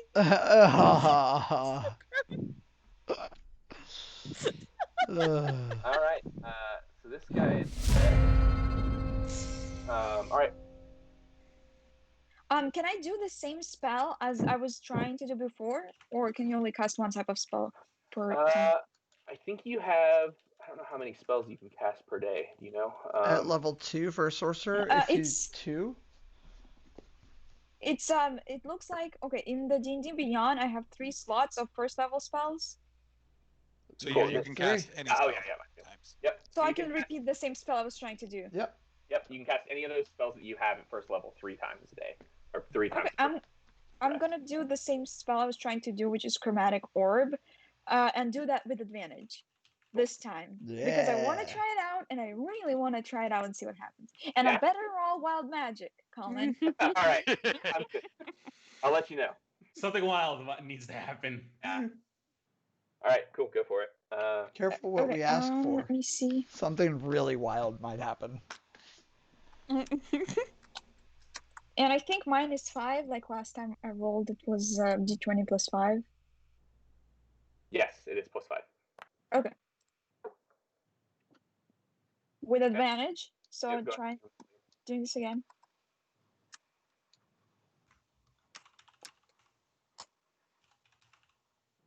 All right. Which one are you attacking? I'm gonna be attacking the grappled one. Is He's dead. She did. Dead. Yep. Oh, let me go Okay. ahead. Yeah, death marker on him. So then, this one, the liberal one. Okay. They're like he's the first one Yep. in line. Sweet. Yeah. You. That does hit. So, what kind of damage do you want it to be? Let's do actually acid. Acid. There we Okay. go. Go ahead and roll 3d8. Yep. Okay. Oh god. Is there a way to chain them together? You should be able to do just like /roll 3d8, Oh, okay. Okay. and it should roll all of them. Yep. Nice. Nice. Oh my god, Woohoo. this dude is just obliterated. Actually melted. It's acid. Yeah, he was acid. Oh, just. You can see some of the bones on his hands, maybe. So yeah, you kind of wave your arms in front of you again as this orb begins to spin in this green, like lime green substance, and as you shoot it forward, it kind of arcs around Ericos and hits this bandit in front of you. As it splashes over him, it doesn't really seem to splash like anywhere else, but it kind of just like engulfs his body, and he starts to scream as the acid eats away at him, and he falls to the ground dead. Yay! Ericos just kind of looks and like, turns around towards Ruby like, "Was that you?" You have questions? Yeah, that was my question. Was that you? All right. Okay. We are on to the bandits again. Hey, next time you and I have a disagreement, let's talk. We'll see. Okay. All right.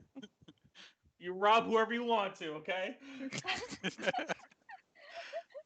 All right. So this bandit, the one right next to the one that just got melted by acid, takes a swipe at Ericos with his scimitar, but misses.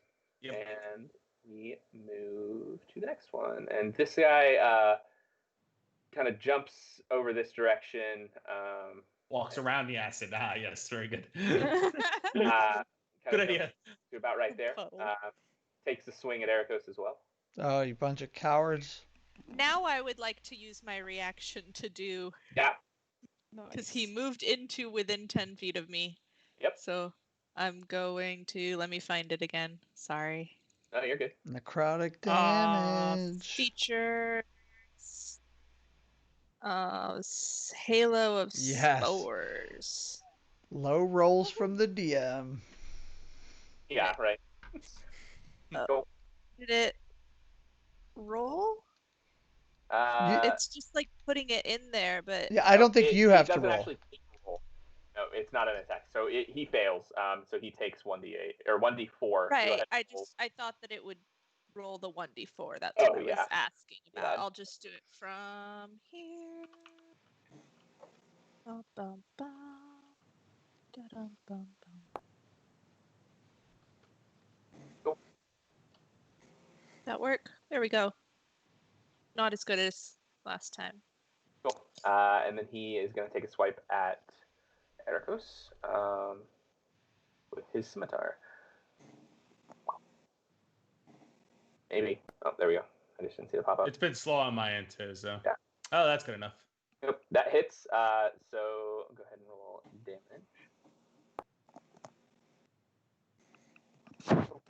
So yeah, you take 5 points of damage. He kind of brings the sword around and into your arm, slices through, just right in a little crack in your armor. He kind of manages to get through, and you take 5 points of damage. I'll go ahead and apply the damage for you. Thank you. That's easier. Cool. And then it is, I think, the next bandit's turn. The indecisive bandit is the next one. Gotta remove these guys from combat 1 sec. Are you sure? I'm not positive. But... I don't think the bandit's sure. Yeah. All right. So this one is going to go ahead and take a crossbow shot at Ash after watching him just obliterate one of his compatriots. Okay. And be just a normal roll. Oh. Ooh. All right. Well, that's a critical hit. So rolls that. All right. You take 5 points of damage there. Not too bad. That's not bad at all. It's not bad at all. Cool. That should be applied. And it is Ash's turn. So I'm gonna yell to the bandit that just hit me, "Stay where you are. I'm gonna be around to see you." And then I'm gonna walk up to this other one in front of me, and try and take them out with my greatsword. Cool.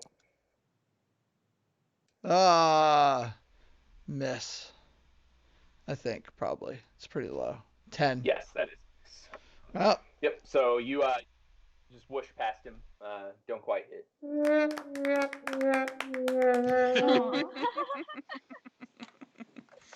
All right. Mara. So I'm standing here. This guy was about to chuck. Now has a cracked skull. Died in my arms. Row him. But I'm still really mad, so I don't care. And is it the evening time right now, by some chance? No. Yeah. Oh, it is. Yeah. So he died in your arms tonight.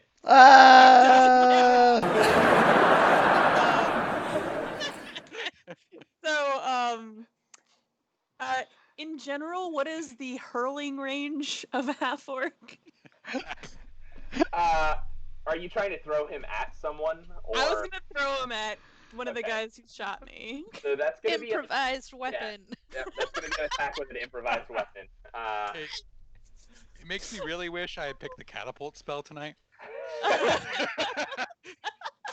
a very small room. I don't know about that. How do I roll with an improvised weapon? All right, let me look that up because I'm not positive on the rules on that.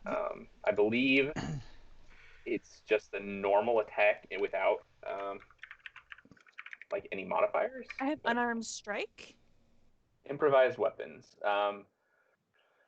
So often an improvised weapon is similar to an actual weapon and can be treated as such. Thanks. Great information. Cool. Yeah. So you roll a normal. I'm gonna call this a ranged weapon attack. Yeah, or like an athletics check with it or something. I don't know. Yeah. Well, I can roll athletics. It's gonna be an attack. So Yeah. go ahead and make a ranged weapon attack. That's amazing. New weapon. Oh god. Simple melee, not equipped, proficient. Is a javelin a ranged weapon? You should just be able to make a d20 roll plus Your your dex ranged, modifier. Yeah. your dex modifier. Yeah. So D20 plus Dex. Okay. Should I just roll dexterity for simplicity's sake? Sure. That Uh, should, Yeah, that should work. I think. Ability check. Oh, darn it. I get an 8. Yeah. So you go to throw this guy, but dead bodies are really heavy, especially when they're not holding themselves up anymore. And so you kind of hurl him. I am gonna make. Oh no. All right. So You're gonna you hit. gotta hurl him, and you manage to chuck him a couple feet in front of you. He does hit the bandit that is right here, but not hard enough to really do any damage. It does kind of knock him off his feet though, and he's not prone, but he will have disadvantage on his next. We'll take it. We'll take it. He's It's grossed out. Yeah, he just got hit by the dead body of Possibly a buddy. friend. Yeah. Absolutely a buddy. Oh, no. They're all hanging out together. So cool. So this person is also here. I'm gonna say they've gone over there for now. Pardon Right. me. Boom. Just on the boxes, just like a And- body. Thrown there. Yeah. Toledo. All right. I'm gonna shoot. I'm gonna shoot the guy in the back with a crossbow. Awesome.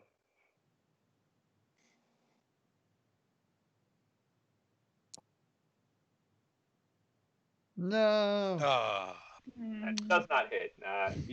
Your crossbow bolt just kind of whips by him.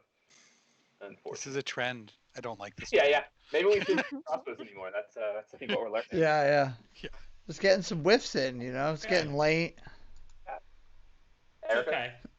So I just clarified on my end that it's actually not once per day. It's every spell slot I have that I can divine smite with. Nice. So Oh. I'm gonna use my inspiration, and Cool. I'm gonna look at this guy right here across from me, and I'm going to stare him in the eyes, and I'm going to boop him very hard on the head. I like it. And then if it hits, there might be some spiting with this booping. Let us see. Let's see if the inspiration just goes. It does Oh, not. look at that. I'll roll the other one to see if it's a crit. It's not. Okay. Not a crit, but a hit for sure. Okay, I'm going to spend a divine smite, and I scream at him, "Fall to your knees, you heathen!" As I roll. All right, now I gotta figure out how to do this. You can, just click roll damages. No, but that's not. It's not. Is that a Yeah, that fine doesn't roll? have the. No, Yeah. it didn't apply your thing, but what do you Okay. roll for divine smite? In this case, 2d8 Go ahead and roll. for one spell slot. I just do a regular roll. Like slash roll just adds 2d8. damage, right? Yeah. Yes. They're just dead. You can roll if you want. It doesn't can? matter.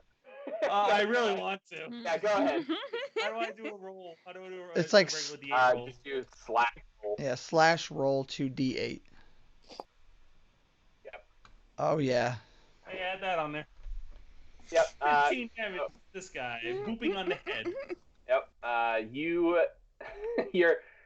Your hammer kind of starts to glow with divine energy. The divine energy of the 5 is not exactly the same as your typical divine energy. It glows with this bright purple magical light as you kind of bring it around and smack it into this guy on the head. And it like hits him square in the forehead, and as it does, this purple light just bursts out, and he falls to the ground, almost in a repentant stance. He falls to his knees, and then he just falls over dead. You will be forgiven, but not by me. Awesome. That's it. That's all I got. I guess, actually, I have a move. No, I'll stay here, because I got this guy next to me. Cool. So this guy is dead. Which one is that? That is the Diagonal for me, this one. Yep, I got him. Cool. And yeah.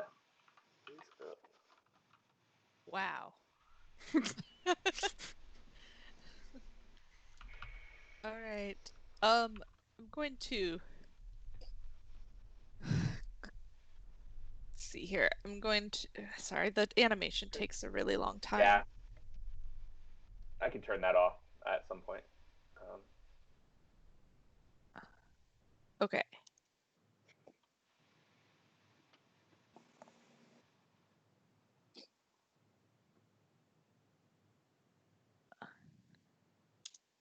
I'm going to crate hop and then jump down next to this guy. Cool. And I've still got Shillelagh up, and I'm gonna give him a boop, and I'm gonna I don't want him to die. Okay. I want at least somebody left alive so that we can question, because the guy in front really didn't seem like he knew much. Okay. But I'm gonna give him kind of a whack across the back of the head to try and at least encourage him toward unconsciousness. Cool. So yeah, that'll be your. It'll just be non-lethal damage. You just declare that. Right. So you just roll a normal attack.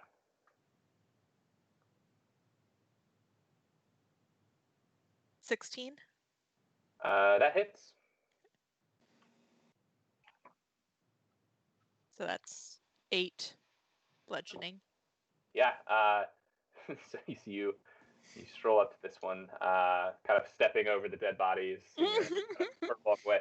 You get up next. No. I jumped. I was on the crate and I jumped to the next one, and then I jumped to the next one, and then I hopped over to him. So it's even kind of almost not like a clear jump for you. It's almost just like a long large step. Yeah. So as you get over to him, you just very calmly stroll up and hit him with your shillelagh, and he falls to the ground, completely knocked out. Yes.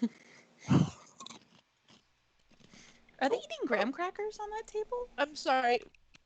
No, it's fine. No, not you. On the table. I thought there were graham crackers. No, they're cards. That's funny though. Cool. All right. They were playing cards, I think. Okay. So I think I'm not gonna use another first level spell because I only have 3 and I already used 2. So I'll use. How far away is he again? Fairly far away. I'll do Firebolt. Cool. I get 1 target on a hit. The target takes 1d8 fire damage. Yep. Okay. So, give me a sec. So roll. You roll a ranged spell attack. Is there a difference? You just add your +5 to that. Okay. So it's a d20 there we +5. go. Yeah, there you go. Yeah, that hits. Okay. So then it's gonna be roll. I think. Let me check. D10. Yeah, 1d10 fire damage. Is there anything flammable next to the character? Just in case. Just like boxes and stuff. Nothing. You hit him, so no, you're good. Okay. Cool. And go ahead and roll me a d20. Okay. I'll roll it here for extra drama. Nice. Oh. Eh, Oh, we need no. a 1, right? Ooh, Natural it's close. 1 to set off the catastrophe. Yeah, I need a 1 in order for any Got wild it. shit to happen. Yep. All right. Mm-hmm. All right. So anything above a 1 doesn't work. Yeah. Cool. Yeah. So you did 3 damage to this guy. Cool. Yeah. So as your firebolt kind of leaps from your fingers and catches him right in the chest, and he's looking haggard, not feeling very good. I accidentally removed him from the combat order, which is fun, but he's next. Incapacitated. He is going to go ahead and make an attack at Ash with his scimitar. He's the one that has disadvantage, right? He's what? Yeah. Disadvantage, right? He's the one with disadvantage, yep. So he's going to roll that with disadvantage. That is the other one is also gone from the list. Yeah. Yeah, he's incapacitated. knocked out. Oh. So he's good. Cool. And I said so go sleepies. that does not. Wait, isn't this one Go Sleepies? The one that's right now because it shows like a moon and like a bunch of Z's? Yeah. The one that's up there. He's still technically in the turn order. The other one's not. It's this one here that's going right now. I accidentally moved him from the turn order when I was trying to remove somebody else. Cool. He misses. He took a swing at Ash, and his sword kind of just whipped. That's what I'm talking about. Well, I'll repay that favor. But I'm feeling very inspired by all the death around me, so I'll use my inspiration. Oh, thank goodness. Yeah, I was gonna say probably a good Oh, idea. look at that. Thank goodness. Nice. Yeah, All right, so I roll that there. Damage, come on, high on the dice. Yes. All right. So 11 points of damage to this one in front of me. Cool. How do you want to do That's it. Just like that. Just boop him. Just like boop right on the head. it? Cool. Yeah. So he takes that swing at you and just completely misses. He kind of freaked out by the fact that he just got hit by a dead body from his friend. And you just don't even give him a chance. You kind of just, I'm going to say, even he takes a swing, you kind of just push his sword to the side, bring your sword down, and leave right Love into it. him. He Night, dies. night. Yes. Cool. So that is the end of combat. Woohoo! You still have sleep. I'm going to go ahead and delete these other tokens because they just take up space. There are still dead bodies littered all over. One smited. I see another door. I see another door Let's right loot here. them It bodies. already opened it and disappears. I opened the door. Hold on, stop. I rummaged the Everything bodies. is, like, Stop opening rushes in doors. I want to there. rummage through the bandits' No. bodies. Okay, let's hide the bodies and then go. Come back. Also, don't you want to question that other guy? This one is still alive. Can we? And can the we other one's question tied up it? back there. Yeah, we have like 2 now. You have a collection. So maybe we should get some information before charging into the next room, Ruby. Maybe. Maybe. Cool. Yeah, you find 2 silver on each of the bandits, equivalently around that amount. So that would be, I think there were 6 in this room. So 12 silver total. They don't have much else on them. There's scimitars and crossbows, but nothing too useful. Okay. Well, 12 silver is pretty useful. Talita, maybe you should switch your crossbow. Wait, what? Maybe Sorry, you I had a little one talking to me. Maybe you should switch your crossbow for one of theirs. It's like when you I put your think dice yours in might timeout. be broken. What kind of crossbows are they? Light crossbows. I have like a crossbow. It's not gonna be There are 6 of us and 12. I give everybody 2 silvers from the silvers that I pull from the bodies. Thank you. I still don't have the count of like gold and stuff, I think. Uh, In the D&D Beyond. I know that we got 8 gold today, plus I think there was like 3 gold in our first session. I've been tracking it now in Foundry just to keep it like my life easier. One thing. Did anybody give me my 8 gold? Yeah, everyone got has your their gold. gold. Yeah, I would assume. Okay, just real quick. I added all those items into Foundry last session, and then when it updated, they disappeared. So we're going to want to make sure we had everything in D&D Beyond. Ah. Oh, you'll lose it. Good. Well, I remember I have a coin with like heads on both sides. Like I'm just gonna remember. Yeah, it. yeah. I think it's better than that, isn't it? It's just it's guaranteed to land on heads. Yeah, I think so. No, But I don't think it's Oh, yeah. double-sided, because then if Oh, yeah, somebody but you're looks right. at it, they're like, "Are you cheating?" But You're they right. see like there is a tails, but it always lands on heads. Yeah, I think you're right. Now It's that better I for you remember that it, way. That is what it is. Yeah. no one's gonna be able to catch me unless I do it so many times that somebody notices a trend and then try to steal it from me or something. I don't Or know. cast detect magic on it. Or try to get their money Cool. back from you. Or kill you for cheating. Or any of those things. Let's not go there. Okay, so, well, yeah, so this brings up, should we like wait to wake this person up, continue on? This also might be like a good place to like, we're coming up on, well, midnight here. Is this a good place to break Yeah. for the evening? Yes? What's I in the guess so. next room? Yeah. Is it cliffhanger? Yeah, I think it might be a good stopping point. Yeah. Like, Yeah. So yeah, you slaughtered these bandits. The one that's still alive. Is you take a moment to regain yourself and maybe question this bandit before moving on to the next room. We Mhm. fade to black, and